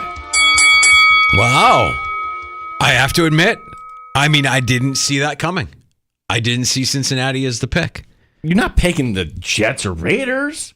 You're right. You're not taking Atlanta over. You're not taking little Kyler Murray. It's such a bad week. It's a terrible week. Such a bad week. +7 for the Texans. I don't feel great about this pick, but it's the best pick we have. Well, I'm not taking the Vikings -2.5. Yeah. Or actually, the Saints are road favorites in that game. No, I'm not going to. Seahawks +6 against the Commanders at home. We can't use Seattle. We use Seattle. Yeah. That's, you're right. You used Seattle the week that I went against Seattle, or I took the Niners instead. Mm-hmm. It's dumb. So dumb. Should be playing along. We used to see, this is the pain of Survivor football. Yes, I should be playing along. This sucks. No. You are the political candidate. It is. I'm living vicariously through you. You have now endorsed me. Yes. We will advance to Week 11. There's Gene's Survive and Advance Survivor football pick for Week 10. It is the Bengals over the Texans. Can't wait to have PJ on tomorrow and get some more winners. PJ Glasser from BetQL's Send It In stops by the sports bar as he does every Wednesday afternoon at 3:25. Insider calls are presented by BetMGM. Go check out all the latest lines today on the BetMGM app. Seth Appert, Rochester Americans head coach, stopping by the sports bar next. Before we go to break, Gino, not to put you on the spot, have we been thinking about who's in hot water this week? Yeah, I just love this Michigan story. Do you not? And the idea now that the Big Ten is thinking about some sort of punishment, that's going to make any difference here. So until we get resolution on that, Jim Harbaugh and the rest of the Michigan Wolverines, you are in hot water. You can see how good hot water can be at Ace Swim and Leisure. They've been serving Rochester area families since 1962. It isn't very often that something comes along as cool and different as the all-new Jacuzzi Swim Spa. It's the right price, it's the right size, it's the pro-grade water workout with the therapeutic water massage. See for yourself the all-new Jacuzzi Swim Spa at Ace Swim and Leisure's Chili Avenue store today or aceswim.com. Odyssey has sports for every fan. Keep up with your favorite teams from across the country and get the insight.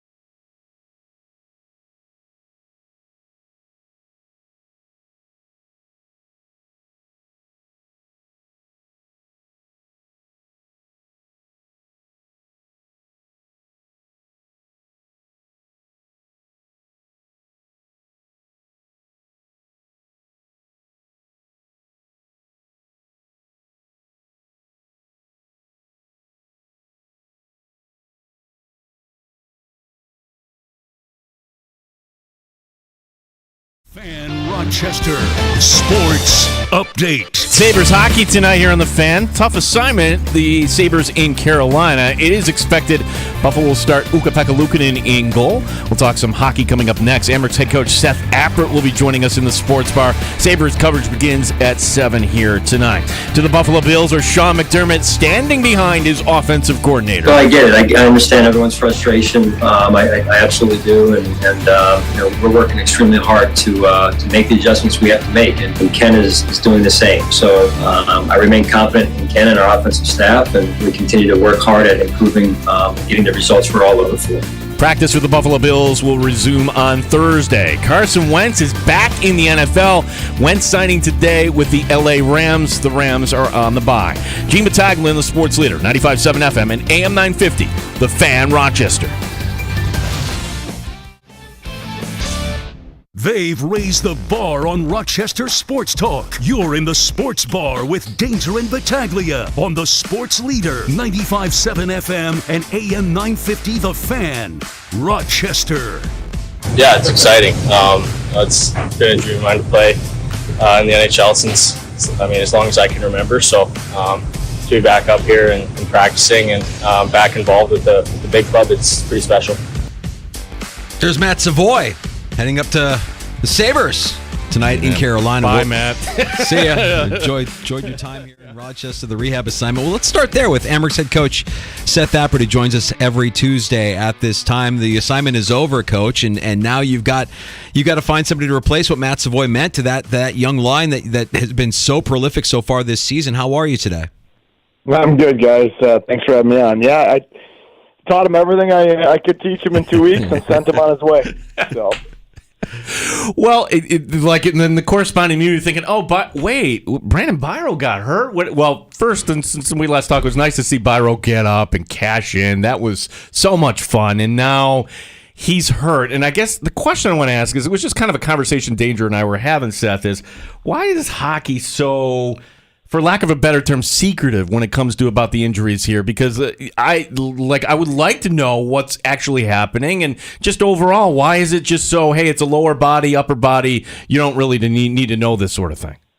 Because your opponents will target that injury the next time he plays if they know what it is.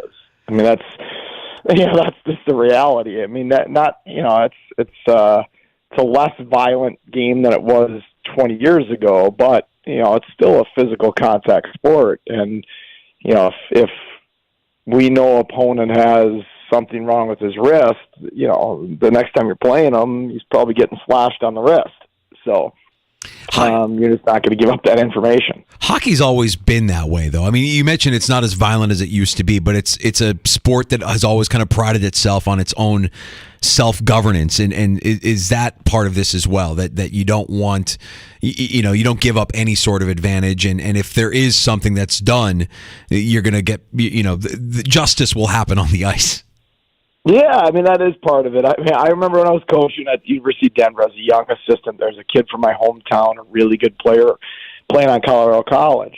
He was one of their better players, and he had told me, he was much younger than me, but he's from my hometown. He had told me that his wrist was banged up, and his left wrist or whatever it was, and those 2 games we went after him, and at the end of the series, he's like, "Did you tell your team that my left wrist was banged up?" I said, "Yes, I told my team." It's exactly what I told my team. Don't ever tell anybody again what your injury is. There's a lesson for you. That's just the way hockey is, and you're going to do everything you can to gain an advantage physically or mentally. Yeah, so all we know is Byro injured reserve. Are there any other details that you can share here as far as when he might be coming back to Rochester, Seth? No. I mean, and my goal is that those guys never come back. I hope they always stay up. But obviously with the injury, good for Brandon scoring 2 goals. Unfortunately got hurt in game 2 up there. And so, right now it's week to week with his injury. Savoy goes up, and it's a great opportunity for him. It's a bad rule that he cannot play in the American League this year full time. That's just it's an archaic rule that should change. But that's I don't make those rules. So he made the most of his 2 weeks with us, played very well. got better every game, and now he'll get his chance to show whether he should stick around with the Sabres or, unfortunately, the only other option we have is he goes back to the Western Hockey League if he can't stick with the Sabres.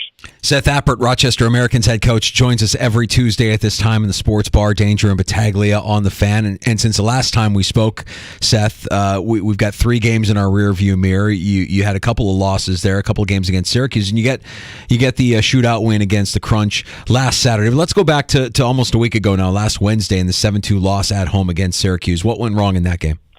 Well, we were terrible that night. They physically pushed us around.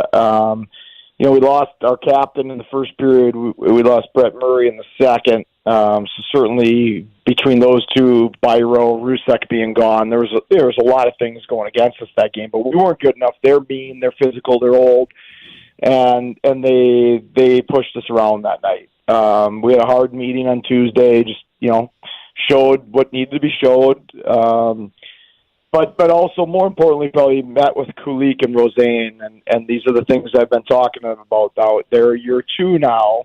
Even though they're 19 and 20 years old, they need to be our drivers. They cannot be just young skill guys anymore. They have to drive our team. They have to be identity drivers. They have to be our hardest workers. And that's a lot of pressure, but that's part of development. And we intentionally don't oversign veterans to block the kids. And this is what Jack Quinn went through in year 2. And there's times you fail with it, and then you got to grow from it. And Kulik and Roseanne were just excellent in response to that this weekend. Helped us get 3 points with a really depleted lineup. Not only produced offense, but just really drove our competitiveness and our tenacity. And I was extremely impressed at how Kulik and Roseanne responded to that game on Wednesday. Yeah, we're talking with Amherst head coach Seth Appert, and then you found a way on Saturday night, Seth, out in Syracuse. Your thoughts on getting that, and certainly the guy in the back, just having that veteran and Dustin Tokarski to kind of lead the way for your team. Yeah, it was nice to have Ticker back for Friday and Saturday. I mean, we probably should have won Friday. We played a really good game. We outplayed Utica that night, lost in overtime. We got a point. Saturday we got outplayed, but we found a way to get it to overtime and then get 2 points. And so, we were pretty banged up. I mean, we had 8 Saturday night. We had 8 of our top 13 forwards out of the lineup. By the third period, we were down to 10 forwards. 4 of which either were in Jacksonville at the start of the week or were out of our lineup at the start of the week. And it was our third game in 4 days. It was only their second game of the week. So there was a lot of things stacked against us Saturday night, including a very good Syracuse team. A lot of reasons we should have or could have lost that game, and I give our men a lot of credit for finding a way to stay with it, stay together, and grind out a really hard-fought 5-4 overtime win. So it's a little bit of an unorthodox week, and maybe it comes at the right time if you're talking about this team needing to get healthy. You don't have a game on Wednesday, and you're kind of displaced because all the events happening at the arena this week before we get to Utica here on Friday. So talk a little bit about the health of the team, Seth, and about what you guys are doing this week, dealing with the adversity of not having the arena available to you. Yeah, the health of the team's not great right now. Between the guys we have up in Buffalo and out, there's a lot of guys out. And so, but that's why you sign good depth players and, guys like Damian Giroux and Graham Slaggert and guys like that really stepped up. Olivier Nadeau, unfortunately, scored his first pro goal and then got injured in the same game. So, we're pretty thin right now. I think, we'll have a full lineup on Friday, but it'll be close. This week, with Toole playing last night and then Adam Sandler coming in tomorrow, which is a pretty cool event in Rochester to have a person like Adam Sandler coming in, which would be awesome. We're at Paul Lewis Arena, which is just down the street from us.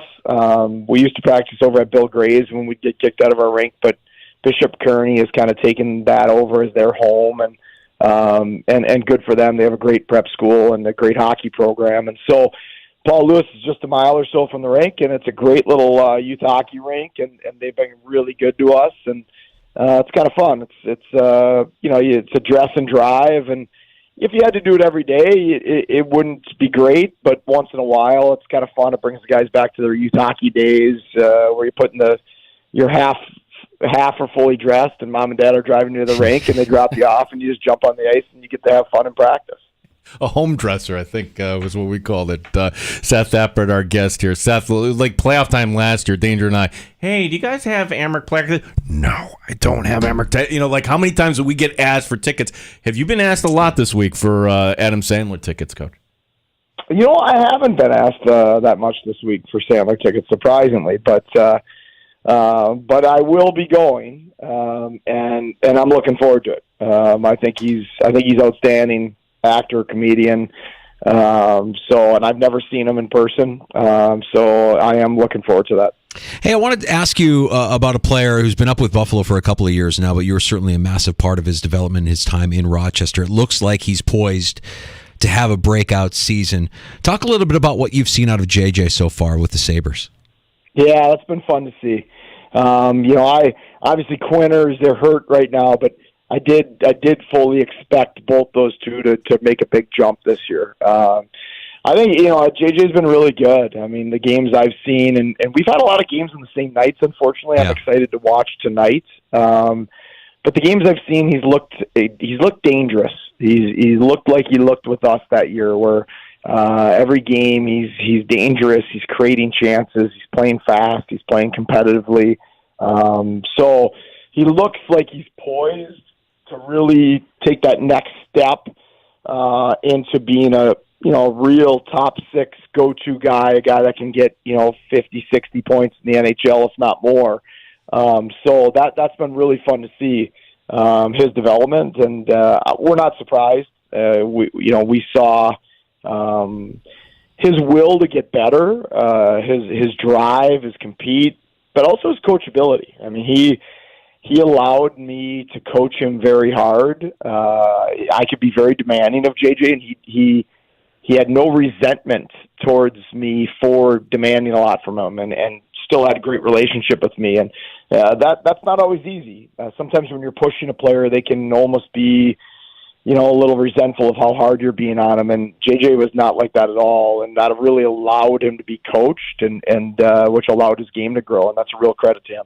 Seth Appert, Rochester Americans head coach, home and home against Utica, with the home game being Friday night at the Blue Cross Arena. And one positive trend for your team, Seth, the penalty kill. No goals the last two games here. Things are starting to come around, and I guess how difficult is that with, not only do you have to figure who's in and out of the lineup, but who's in and out of your special teams units as well here? Yeah, that is funny how that works, the special teams. Pacer made a good adjustment. Nathan Pace runs our penalty kill, and he made a good adjustment, I thought, on the kill this past week. It seemed to click with the guys. We changed a little bit, tweaked it a little bit, and it seems to be resonating a little bit. A lot of times with the kill, it's not about that that the system's wrong or he's not teaching it right. It's like maybe it's not right for our personnel for whatever reason, right? And then credit to Nathan, he adjusted, and that's part of the growing process is being a young coach. Okay, this isn't working. Let's not stick with something that isn't working. Let's adjust, and we have. And I thought the guys did a really good job. And it's crazy. This weekend you could argue two of our best penalty killers were Graham Slaggert and Damian Drew. Damian Drew was in Jacksonville a week ago, and Graham Slaggert was being scratched a week ago. And that's credit to those two, and it's also the ups and downs of the American Hockey League, where 1 minute to the next you don't know who's going to be in. And like with that being said, like on our power play goal in the third period, Roseanne DeKalik, Mason Yopst was our net front player. He's 5'8", and he provided an unbelievable screen. And that's just credit to his versatility, but that's the American League. Mersh and Murray are out. Okay, we have to adjust. Yopst, you're going net front, and credit to him. He went right in there, did his job to a T, screened the goaltender on the pass, and helped create that goal, even though he doesn't get an assist on that. And That is certainly the American League. As Andrew Stegheis, our equipment manager, who's been around a long time in the American League, even though he's a young guy, said, he's like, Apps, I thought you already passed this test of coaching a beat-up lineup a couple of years ago. Do we really have to pass this again? And that's the American Hockey League. And when you have a great lineup, you got to make hay. And when you have a lineup that's beat up a little bit, you got to survive, and you got to find your way to get points like we did last weekend. Seth, it's always great getting caught up and learning about what's going on with the Amherst. We're looking forward to this weekend. Best of luck Friday night at home against Utica, and let's get these boys healthy and feeling good here by the time we get to the weekend. Sounds good. Thanks, guys. All right, thanks, Seth. Seth Appert, Rochester Americans head coach, joining us here in the Sports Bar, back-to-back with Utica. Friday night at Blue Cross Arena, Saturday in Utica. Yeah, this is all these injuries kind of a time. I would sign up if with a split this weekend at Utica. This point, yeah, for sure. Yeah, get the home win. Get the win in front of Friday night. Get home fans going on. What's going on Friday night? Yeah, well, what was last Friday night? I forgot to bring this up. What's cool is like coming out of downtown, people coming down early. I like the traffic around 6:00 heading into a game. Yeah, yeah. I mean, it actually makes downtown feel like downtown. Yeah. All right, we got. Do you have any Adam Sandler tickets for me? No. You know, it's funny. I thought I'd be a lot more popular than I am, but no, I do not. No, I'm not. I guess I'm just not that popular guy anymore. Would you go to the Sandler show? Sure. Would you pay to go to the Sandler show? Maybe.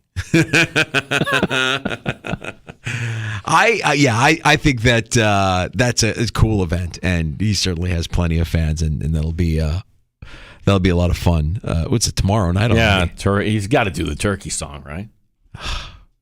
The turkey song, the Thanksgiving song. Yeah, right. Love to eat turkey. That was that's classic. All right, we'll get to a couple of news and notes here from the NFL. And we've got happy hour coming up here as well in the Sports Bar. Time for your calls if you want to join us. 866-4FAN, the Good Smoke Barbecue and Pub Wingman line, 585-866-4326. It's the Sports Bar with Danger and Battaglia on the Fan Odyssey Rochester. has sports for every fan.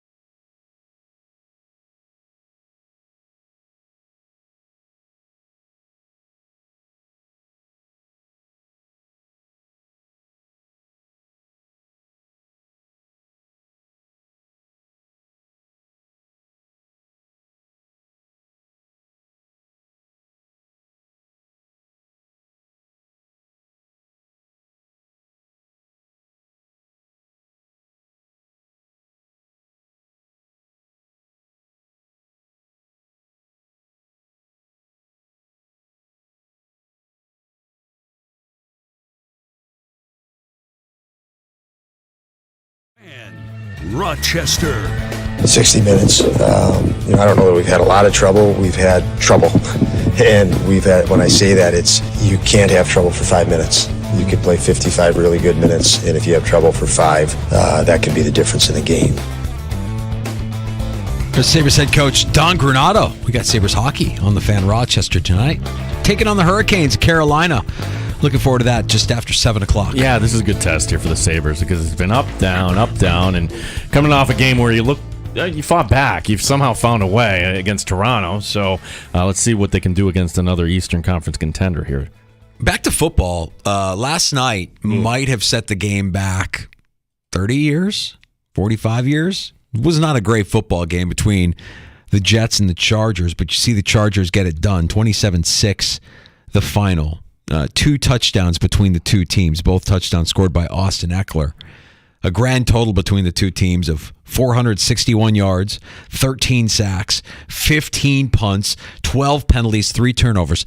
So for the Jets, the last 2 games, this game and the Giants game, I mean, if you're a Jets fan right now, how are you feeling about this team? You can't be thinking playoffs. It's not even your offense is putrid. No, but I listen to Jet fans. I listen to a lot of talk radio.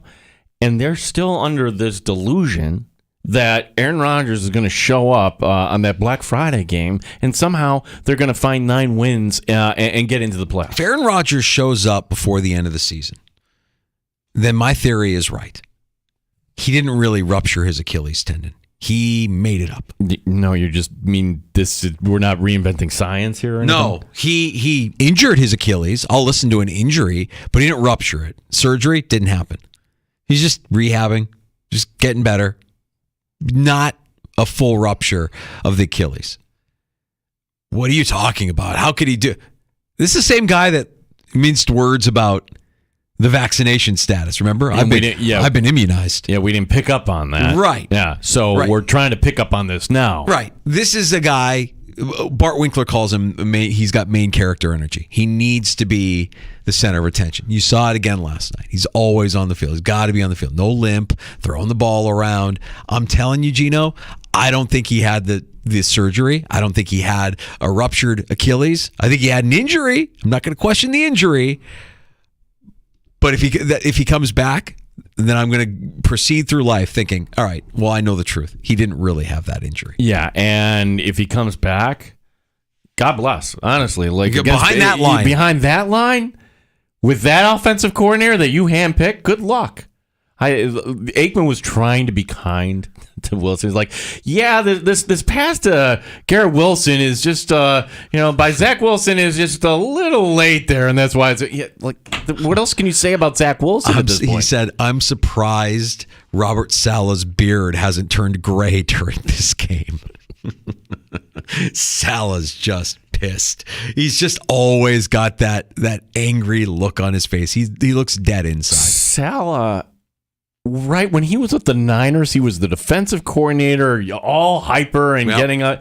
Now he looks like a defeated man. Yeah. I mean, he showed a lot of that emotion week 1, the win against the Bills. Congratulations. If that's your Super Bowl, I mean, he was in there and mixing it up with the players, and that was great. That's like, oh yeah, that's Robert Saleh. That's the Saleh I remember seeing on the 49ers side. But now as the head coach of this team, yeah, he looks like a defeated man. More proof that give us a great NFL matchup, and that's going to generate attention even on a Sunday morning. Ratings for Dolphins Chiefs from Germany, and they're very good. 9:30 a.m. kickoff on the NFL Network drew 9.2 million, which is notable because the World Series averaged 9.1 million, and well, that was in prime time. You had more people watching Sunday morning Germany football than the World Series in prime time on a cable network, on NFL network, not on a broadcast network. The NFL, man.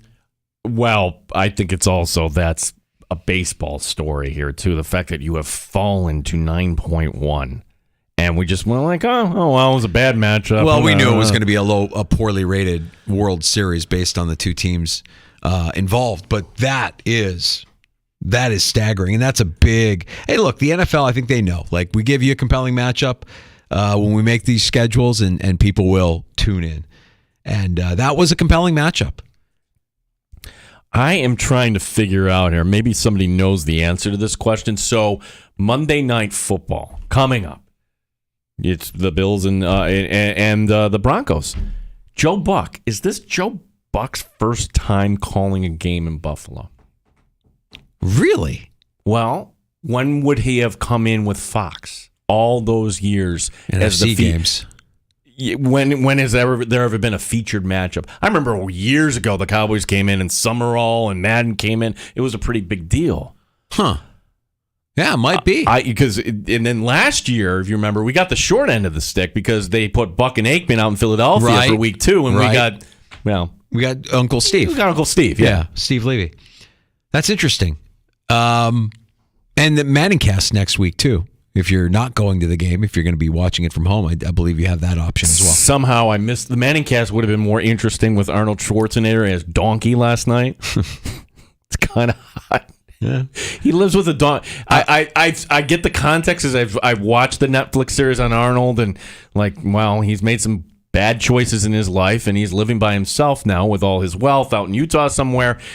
And in his home, walking around as a donkey. And there he's doing his Zoom last night. And I knew when the donkey came on, people are like, what is this? Hell? What is this? He's feeding the donkey. Weird stuff is Schwarzenegger doing there in Utah. Before we get to happy hour, who's hot and who's cold in fantasy football? Brought to you by our friends from Airquip Heating and Air Conditioning. Yeah, who is hot in fantasy football? Go with anybody on the Houston Texans right now. That is a fun, young team. As certainly you want to get Collins and Tank Dell and their quarterback, certainly C.J. Stroud, setting the rookie record. Who's cold?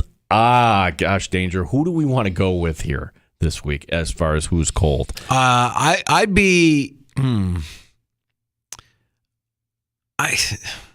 It's funny. I look at what the Vikings did against the Falcons, and I want to buy in, to everything going on. Josh Dobbs. Oh yeah, Alexander Mattison. Sure, all of there's something about that still doesn't sit well with me. I'm not 100% confident that the Vikings offense is going to be just fine, even when Justin Jefferson returns.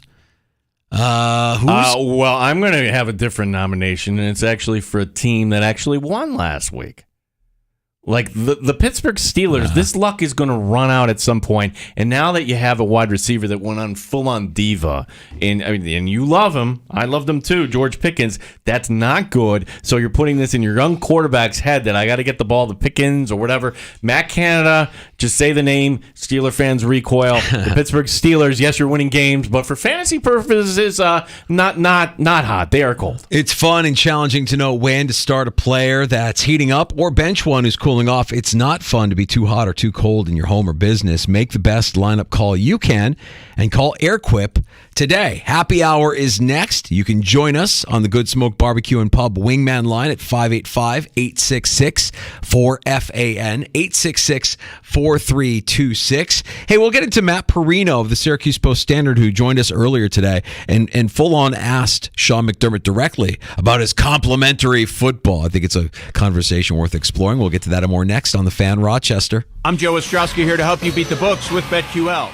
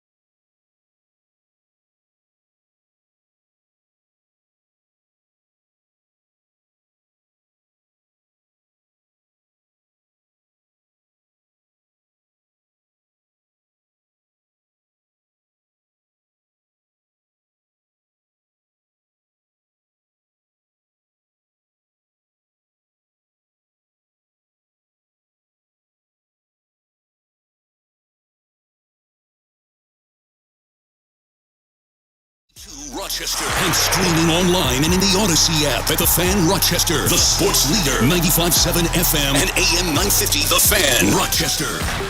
Always live on the free Odyssey app. The Fan Rochester Sports Update.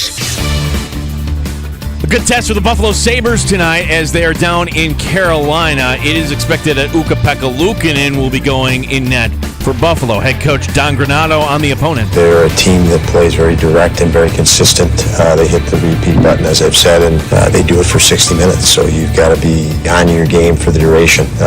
You've got to string more segments together, and even when you're having bad ones, you got to defend well. So it's a great building for that type of a challenge. Our coverage tonight here on The Fan Rochester will begin at 7 o'clock. Buffalo Bills players off today. They're off tomorrow. Practice will resume coming up on Thursday. Monday Night Football, the Bills taking on the Broncos. Carson Wentz is back in the NFL. The former Eagle and Colt and Commander signing with the LA Rams. Gene Battaglin, the sports leader. The Fan Rochester. The Sports Bar with Danger and Battaglia. We are officially farting around. They don't have an identity. They don't have confidence. It's not one thing. It's not one person's fault. But somebody's going to take the heat for that. Mike Danger. Season's not over, but this season, this team's talent and this team's coaching isn't good enough. It's just not good enough. Gene Battaglia. Can we say Monday night then is a must-win? Oh, yes. Yeah, absolutely. Yeah. You've got to get the next two. You've got to get Denver. You've got to get the Jets. The Chargers beat the Jets 27-6. Aaron Rodgers plays this year. But Aaron Rodgers. the college basketball season began. The NBA season. David Ross is out in Chicago in favor of Craig Counsell. Let's go, Mets. Go Sabres. The Hurricanes. Matthew Savoy.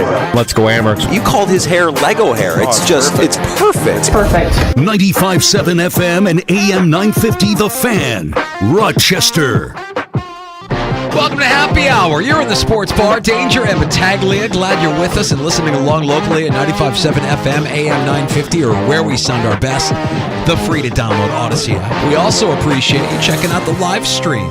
Our video stream up now at The Fan Rochester, our channel on YouTube and on Twitch as well. Don't forget to like and subscribe while you are there. I am Mike Danger. That is Gene Battaglia. And in credit our producer, our fine producer, Dan DeLorean, Dan Drummy, for pointing this out, because I threw out the question. I'm like, wait a second. Dude, Joe Buck is coming in. Has he ever called a game in Buffalo? You think about all the games, all the years on Fox, they were never. The answer is yes. But I can guarantee you almost forgot about this game. It was a Bills-Chiefs game. Pandemic game. Right. So what happened was this was supposed to be Thursday Night Football, and this is before Amazon Prime. And that's when it was on the NFL Network, and they hired out the Fox broadcast. That's right. crew. Okay. So that would have been Aikman and Buck, except that game, because I forget all the scenarios. We didn't have anything to do with the Bills. I think it was the Titans or somebody else. Anyways. Got moved to a Monday afternoon at 5:30. Right. So that game was Aikman and Buck. I don't know if they were actually in Buffalo or they were just calling it over a television. That I don't know. But that's the only game that Joe Buck has ever called. What about Aikman? Aikman probably never wants to set foot in Buffalo. He's public enemy number one in Buffalo. You don't want Aikman in Buffalo ever. I don't think we ever hate. I think it was Jimmy Johnson, mainly because also Johnson went over the Dolphins afterward, and I don't think Bills fans really have a disdain. You don't have an opinion on Troy Aikman? Not really. He's a quarterback that ripped your heart out. I have ill feelings towards Peyton Manning to this day for ripping out my heart as a Bears fan in the Super Bowl. Even though I acknowledge his greatness, there's Bills fans, you got to at least say, well, is Aikman really a Hall of Fame quarterback? Come on. Yeah, he got those Super Bowls, but is he really a Hall of Famer? Come on. He's the type of guy that would chest you up, Danger, though. Like, if you put that online, I've known, somebody else that didn't tag him, and Troy Aikman was doing a vanity search and found himself and then fired back. Like, wait a second. These are the rules. You cannot do a vanity search. But if you did, you can't fire back like that. You have people looking out for you, people looking out for your name and making sure. How insecure are you? You have people looking out for you to see, please don't speak ill of me. He had a nice career. Is he a Hall of Famer? You take away those Super Bowls. Is he a Hall of Famer? That's the same. It's like the Terry Bradshaw thing. It was like everything else, and there's Bradshaw. I'm like, it's a different game back then. Yeah. Well, it was a different game. You had arguably the best running back of all time and a pretty good wide receiver as well. And a hell of a defense. A really good offensive line. I mean, like, that was just a really thank you to the Minnesota Vikings for letting the Dallas Cowboys build an unbelievable roster with the fleecing in that trade all those years ago. My God. No, Jimmy Johnson, no, I don't feel the same way. That's the guy that I'm like, if you walked him in, hey, I don't want nothing to do with him. Sorry. Sean McDermott yesterday spoke on his Zoom while we were on the air. And Matt Perino hit him with the question that I know Gene was all wide-eyed over this question. Does the pursuit of complementary football take away from your aggressiveness on offense? I think that's a great question. It really should. And when we talk about it, complementary football is, as much as it stays the same with the same basic core concepts, it also evolves a little bit week to week with where your team is and which side of the ball in this case is healthier than the other. And so, full confidence in our offense and we're going out there to score. There's no breaks on the offense. We're going out there to score early and score as many points as possible. So that is the philosophy. We want to score as many points as possible, but we want to make sure we do it in a way that gives our banged up defense a little bit of a breather. I never understood that. If you have full confidence in your offense, you're scoring every time. It wouldn't even matter if the defense gave up touchdowns on 75% of the drives, right? You can win games like this. We've seen other teams win games like this. You can win games in the NFL by outscoring your opponents. Whaley's words of wisdom. Honestly. You sure LeBron agrees? Does LeBron agree with that, though? Because if you're LeBron, you can be outscored by your opponents, still have a winning record. Yeah. But yeah, I thought the interesting thing there was his admission that, one side of the ball isn't as healthy as the other. And everybody knows that the defense has suffered these catastrophic injuries. But it's an admission of weakness. It's an admission that you preach next man up. And if next man up was true, then it shouldn't matter. All right, so we need to kind of just acknowledge one thing we were off on this Bills team. The depth. Right. There is not great depth on this team. Right. It's evident right now. In the sunshine of St. John Fisher, where everything is great and everything is awesome. No, it's not. Now that we're into November, you realize, wait a second, what is that linebacker now? Tyrell Dotson ain't it. Number offensively, you've been blessed. I mean, really, what's the biggest injury you've had? Knox? Yeah, and that actually helped the offense. Your line, your line is cohesive. They're consistent. They're healthy. Josh Allen's shoulder, sure, but you've gone basically unscathed offensively.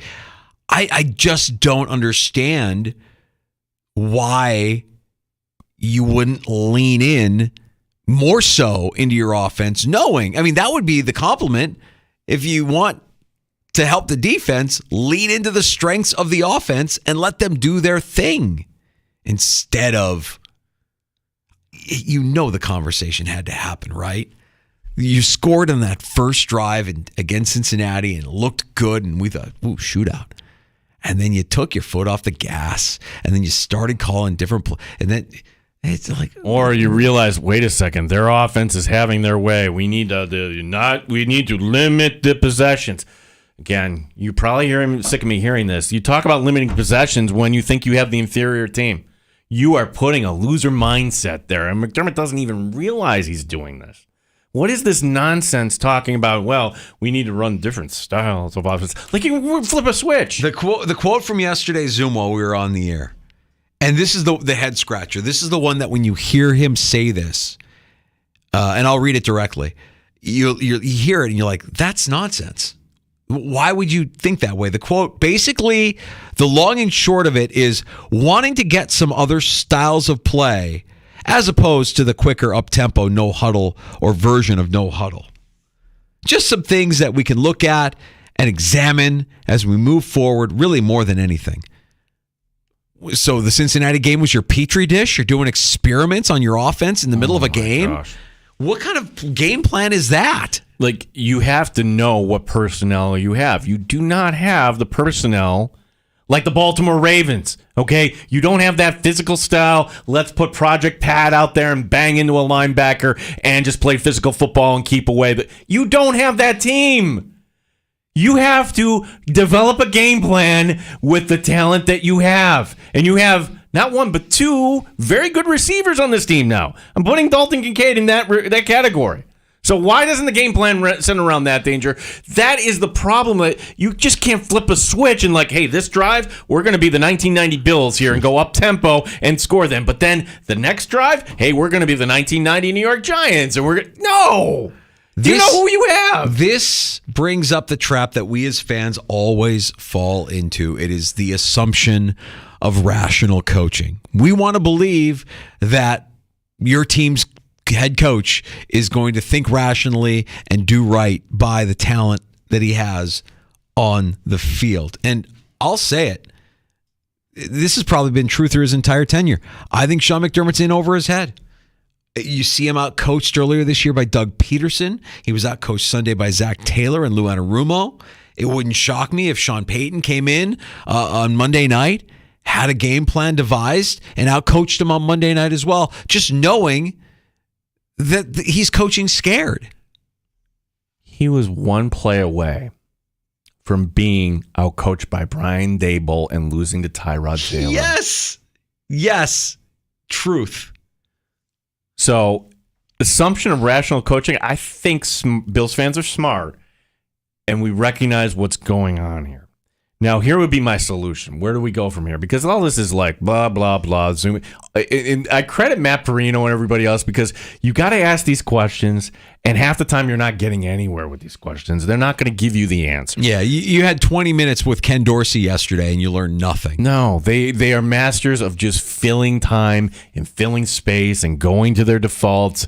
Like, you think it's easy trying to get info on these guys. It's not. They're going to give you nothing, but you at least got to try. Here would be my solution, ready? Because it's not fire Ken Dorsey. It's not change the Ken Dorsey play call, okay? You heard my take yesterday on, hey, Josh Allen, this is your time. I'm calling on 17 to just take control, grab this offense by the neck and say, mine. This is the game plan. Almost like history is repeating itself like Jim Kelly did back in 1989. That's how the K-Gun offense was born. Because Kelly put behind, and that was a terrible season, 89, but that's how the no-huddle was born. I'm not saying go no-huddle. I'm saying Josh Allen becomes that guy. That doesn't. Matt Perino said call plays. That would be fascinating. But my suggestion to McDermott is this. Step aside when it comes to the defensive play calling. You have too much on your plate. He was asked that question too, and he said no.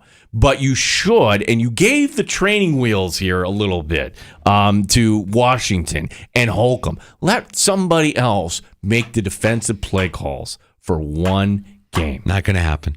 It's an admission of defeat. It's a weakness. Well, can't show that. No, that would show that he's strong. That he needs it. Like I know, and you know what? In the normal world, asking for help is a strength and not a weakness. In the football world, I don't know that it works that way. I almost feel like asking for help is a weakness, not a strength. Well, when do we see this happen? I guess. When do we see? I just did. If you're watching in the video, I just did the Windhorse thing with the 2-pointer freak. Where did that come from?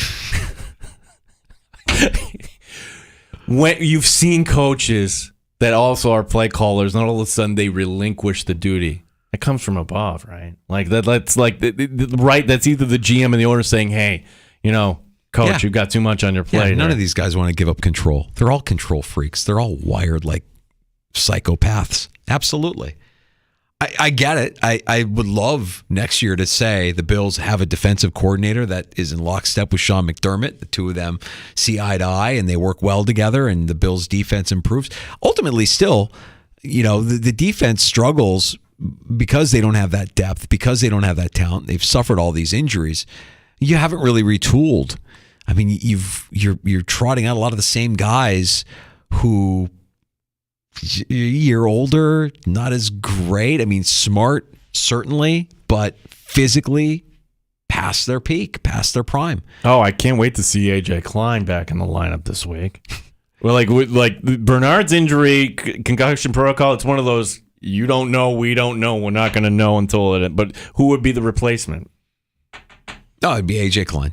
Yeah. Can't wait. Gross. I just think in over his head, coaching scared, and a lie when he says that we're keeping our foot on the gas. Lie. Flat out, you're lying. If you were keeping your foot on the gas, you would recognize rhythm when you see it, and you would allow them to continue to do likewise, to do what gets you there. And it looked like it was going to happen on Sunday night, but you got away from it. When did things start to go south for Buffalo? It was the London game, right? And we just, you know what? Travel, the jet lag, that's going to get always you. Excuses, blah, man. blah, it's blah, always blah, excuses. blah. Well, it was the defensive injuries at that point. And then after that point, like, hey, you know what? We need to help our defense. That's when things have changed. Like, honestly.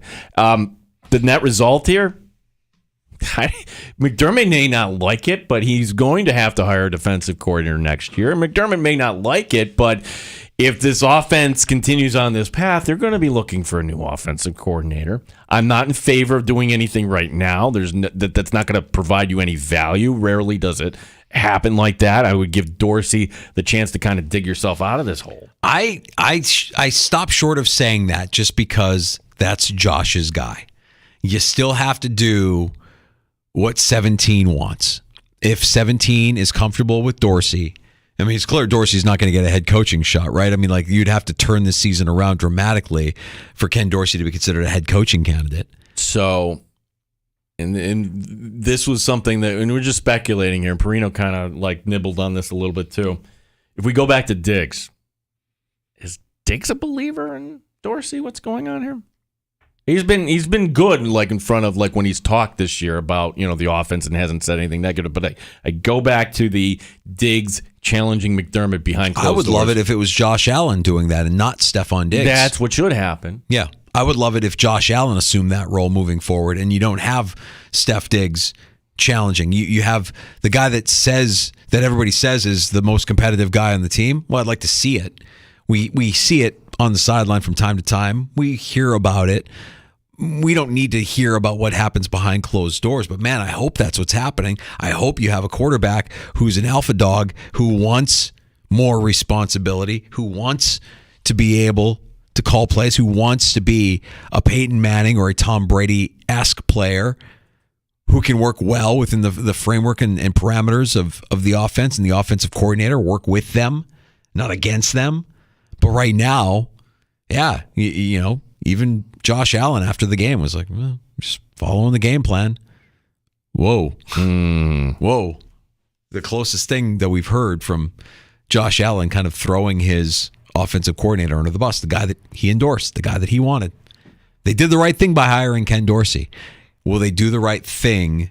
They did the right thing. They did the right thing, but the way they did it, did they actually bring people in and talk to coordinators? I remember we did a show on this, right. And my take at the time was, okay, Dorsey's the guy, but this is the opportunity to talk to people and get opinions. And maybe you learn things from other coordinators in this league and you get that information. And then maybe there's a 1% chance that somebody knocks your socks off. They didn't even afford that opportunity. Yeah, I don't know.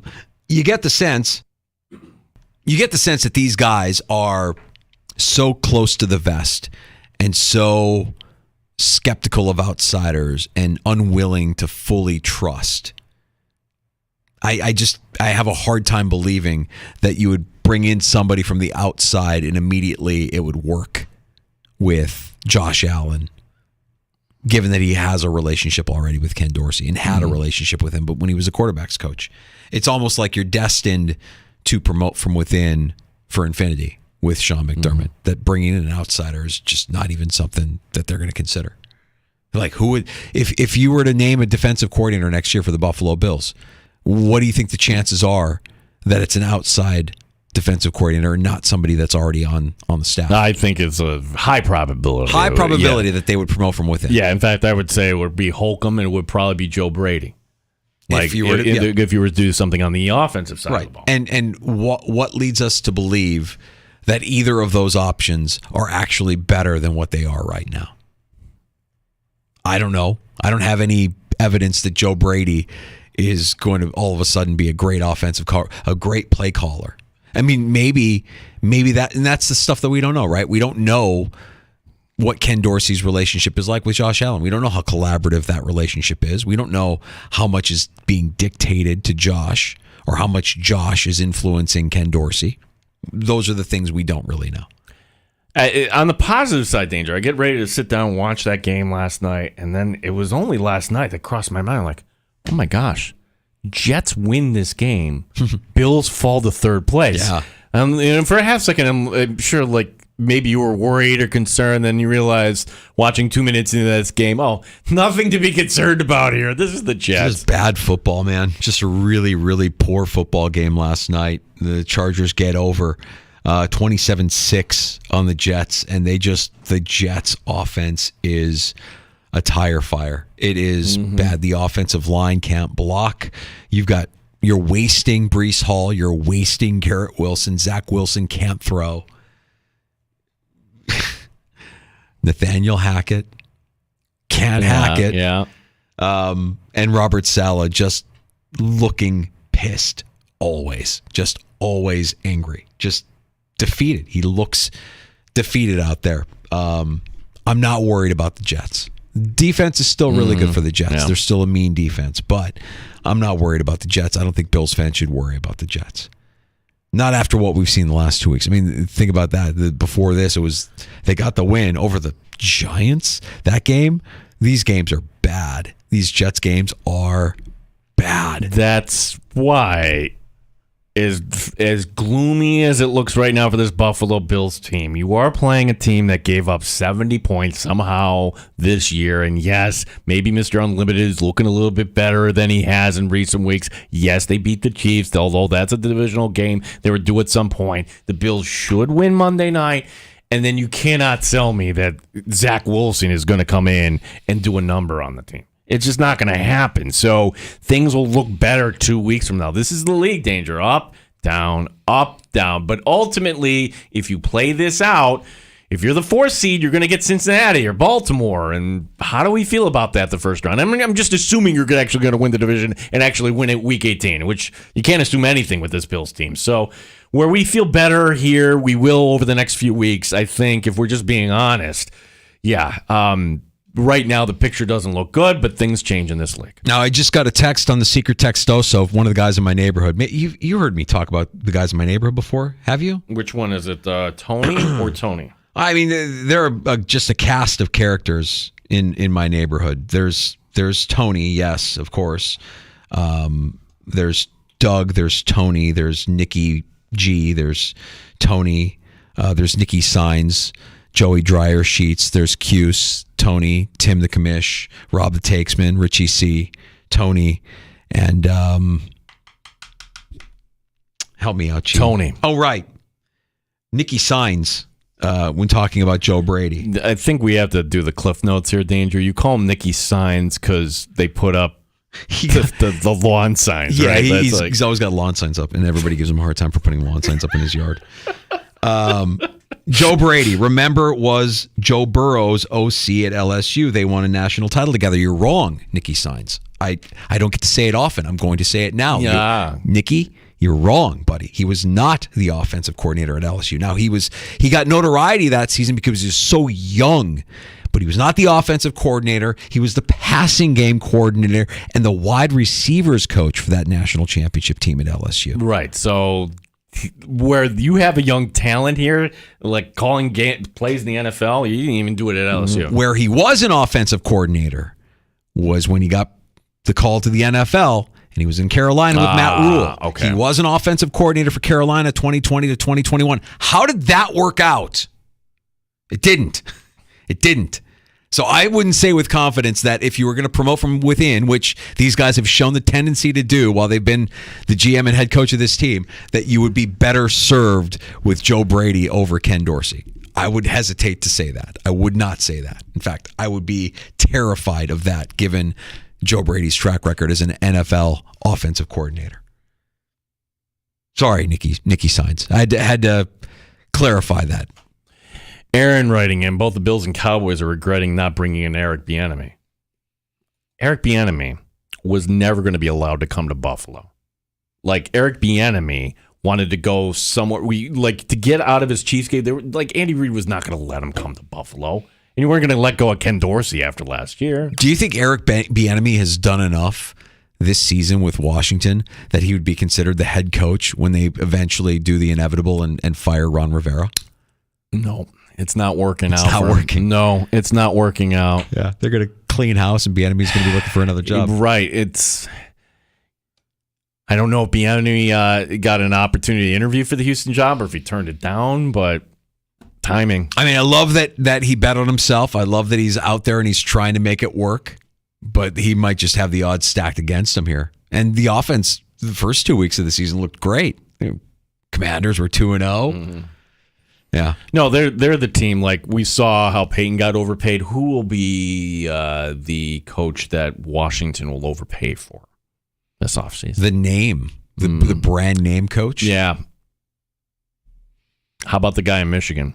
Oh, Harbaugh? You all assume he's going to go to the Bears, but I don't assume that. I would say the Raiders before the Bears.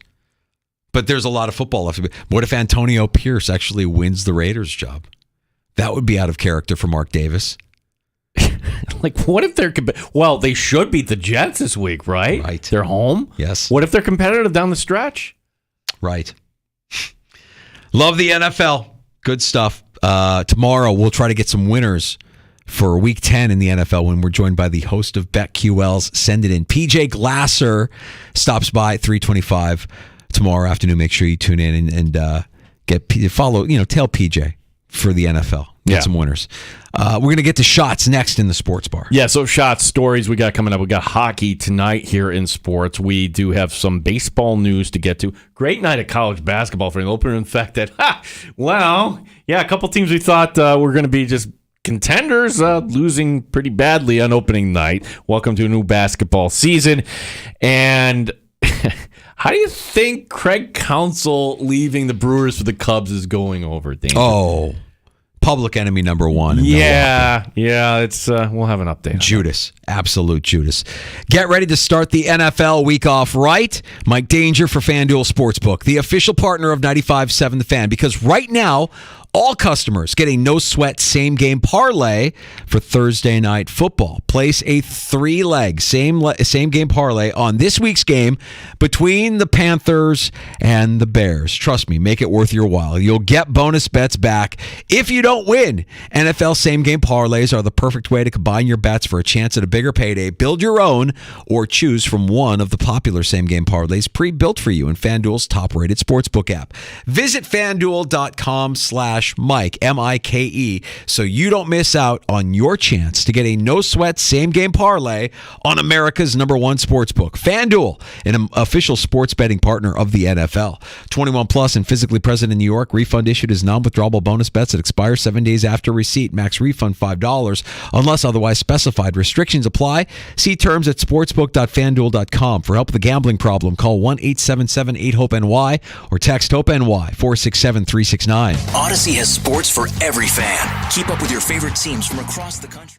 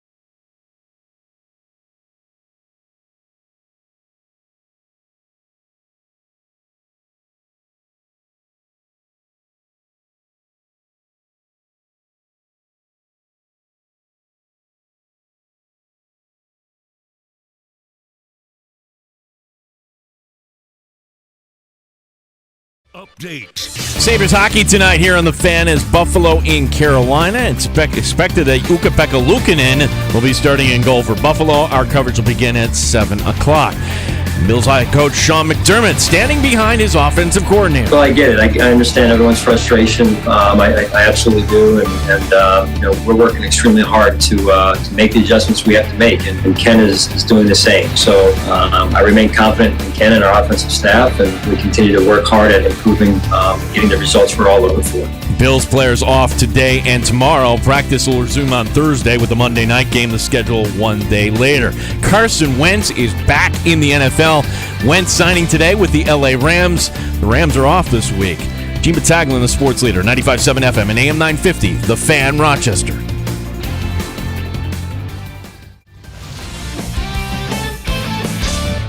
Bills, Sabres, Amerks. Your home for live sports is 95.7 FM and AM 950 The Fan, Rochester. 60 minutes. I don't know that we've had a lot of trouble. We've had trouble.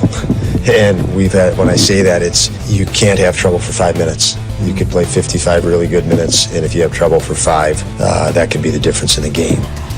There's Buffalo Sabres head coach Don Granato in Carolina tonight, taking on the Hurricanes. 7 o'clock, as Gino mentioned, here on The Fan, Rochester. It's time for a round of shots. Yeah, we knew Matthew Savoy wasn't going to stay, and those are the rules, right? He wasn't going to only here on a conditioning assignment. The 19-year-old have 5 points in 6 games for the Amerks. He officially goes back up, taking the roster spot of Brandon Byro. Byro going on injury reserve with an undisclosed injury after scoring twice in his first NHL game. Byro got hurt somewhere in that loss to Philadelphia on Friday. Sabres and Canes tonight, 7 o'clock. I love the NHL for its ability to self-governance, and justice usually happens on the ice.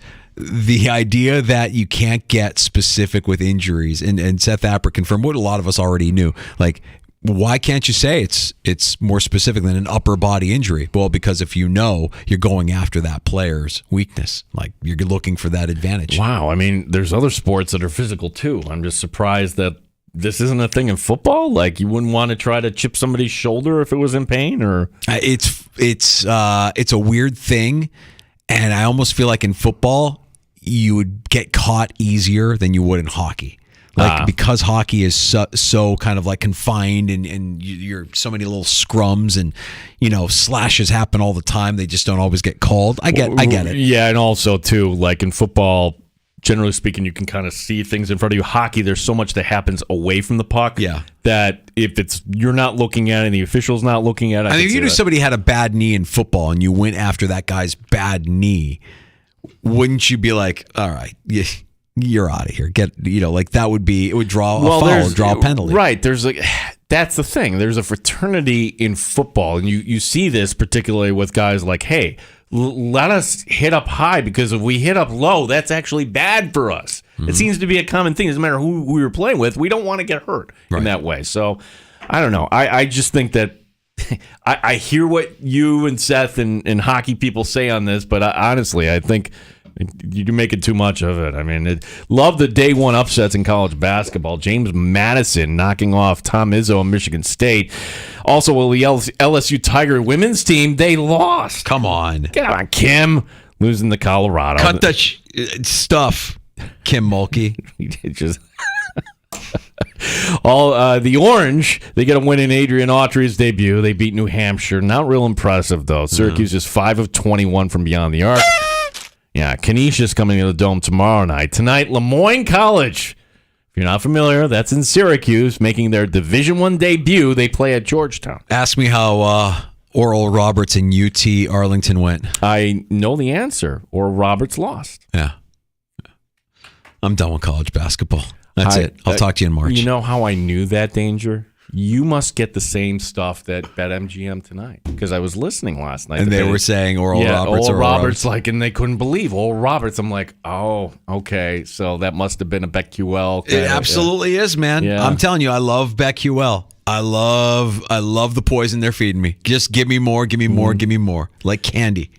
We normally don't get players questioned about personnel decisions like, hey, do you think so-and-so should be back? But that's what happened with the New York Yankees. Yankees owner Hal Steinbrenner talking today on Zoom, questioned current and former players about whether or not to keep Aaron Boone. What? Yeah. And they went around.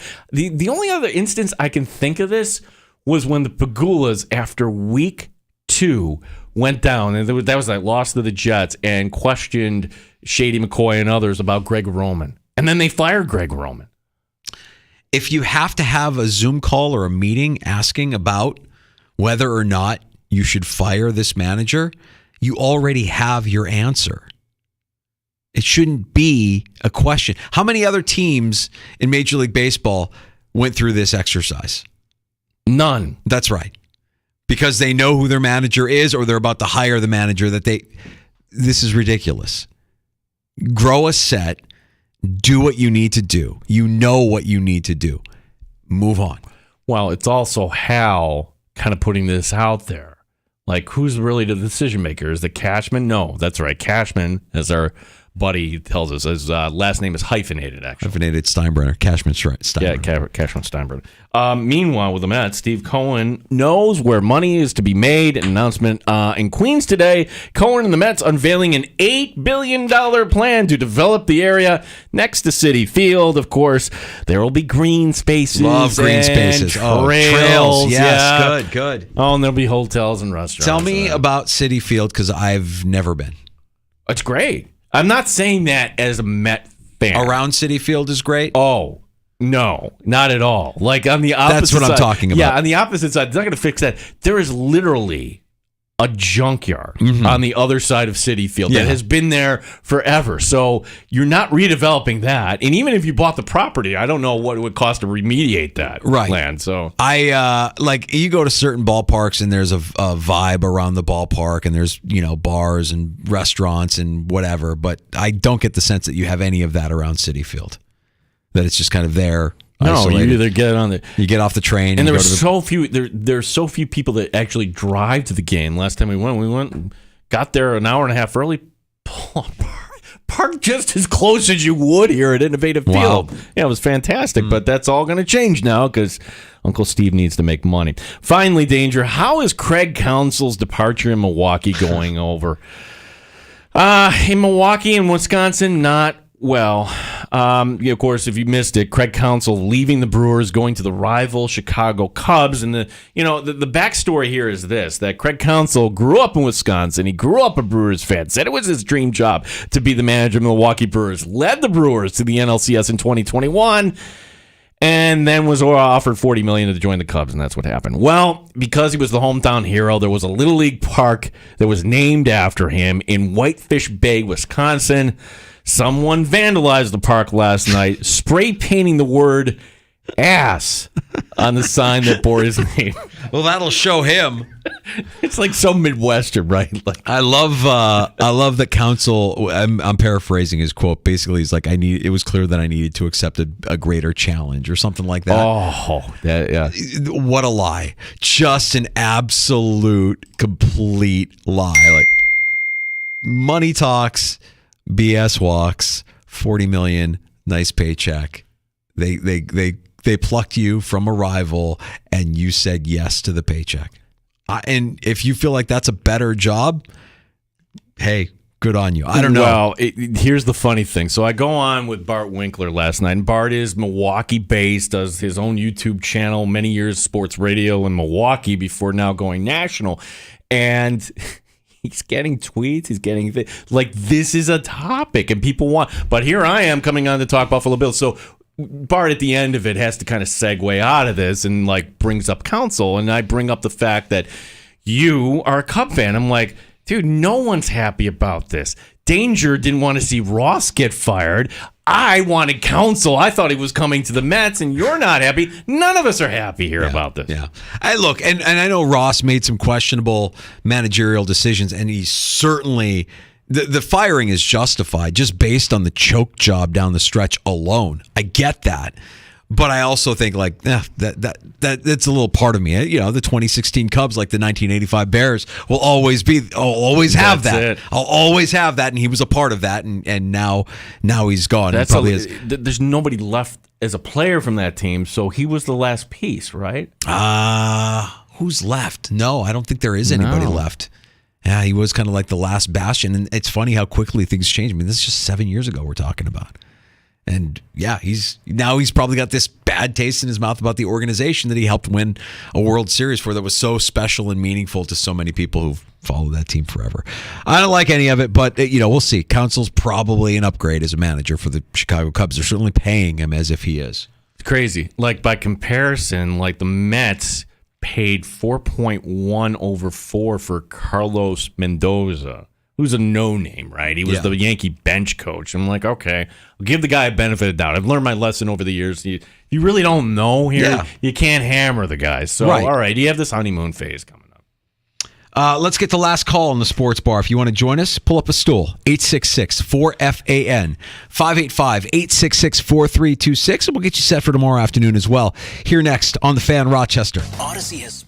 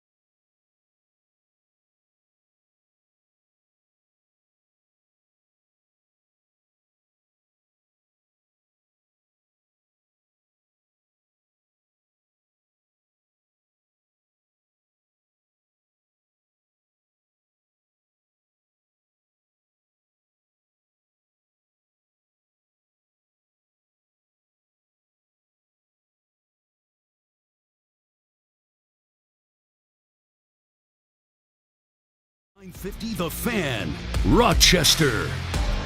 Last call on the sports bar, 866-4326, the most dangerous words in all of sports talk radio.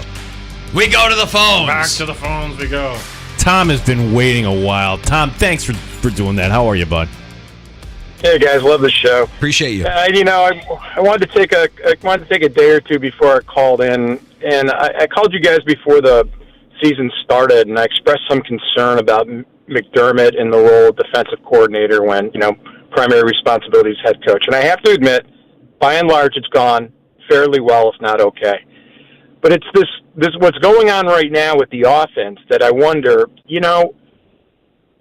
could he be investing some input, more time in the offense? And again, you're not going to, personally, I don't know how you change offensive coordinators at this point in time, because it's not as if the Bills can't put up points. We know they can. They have. They're in this rut, this funk. And I just wonder if he had maybe more time to have some input, to bring a different perspective in, as he's not defensive game planning. Maybe he is, maybe he isn't, but he certainly can't have as much time as if he were the head coach with limited responsibilities on the defense. The other thing that was frustrating when you're watching the game is, again, want to talk about statistics just for a second before I get to the game. You take a look at Allen. The QBR is excellent. His body of work for the year, I know the turnovers have been something, but if you look at the total package of his product statistically, and I know statistics don't tell the whole story, still pretty good. And there were times in that game where he made passes and throws that Mahomes, him, Herbert, maybe a couple other guys could make, right? He made them.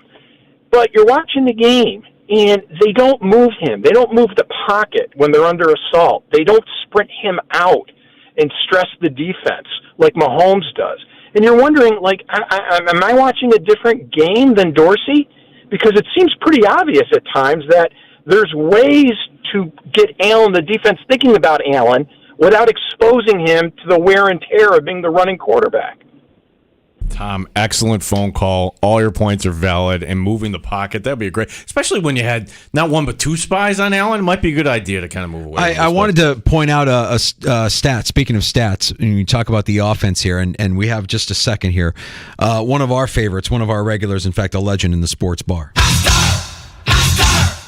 Tweeting at Aaron Schatz. Now, if you don't know who Aaron Schatz is, footballoutsiders.com, asking the question, everyone wants our offensive coordinator fired because our offense looks horrible lately.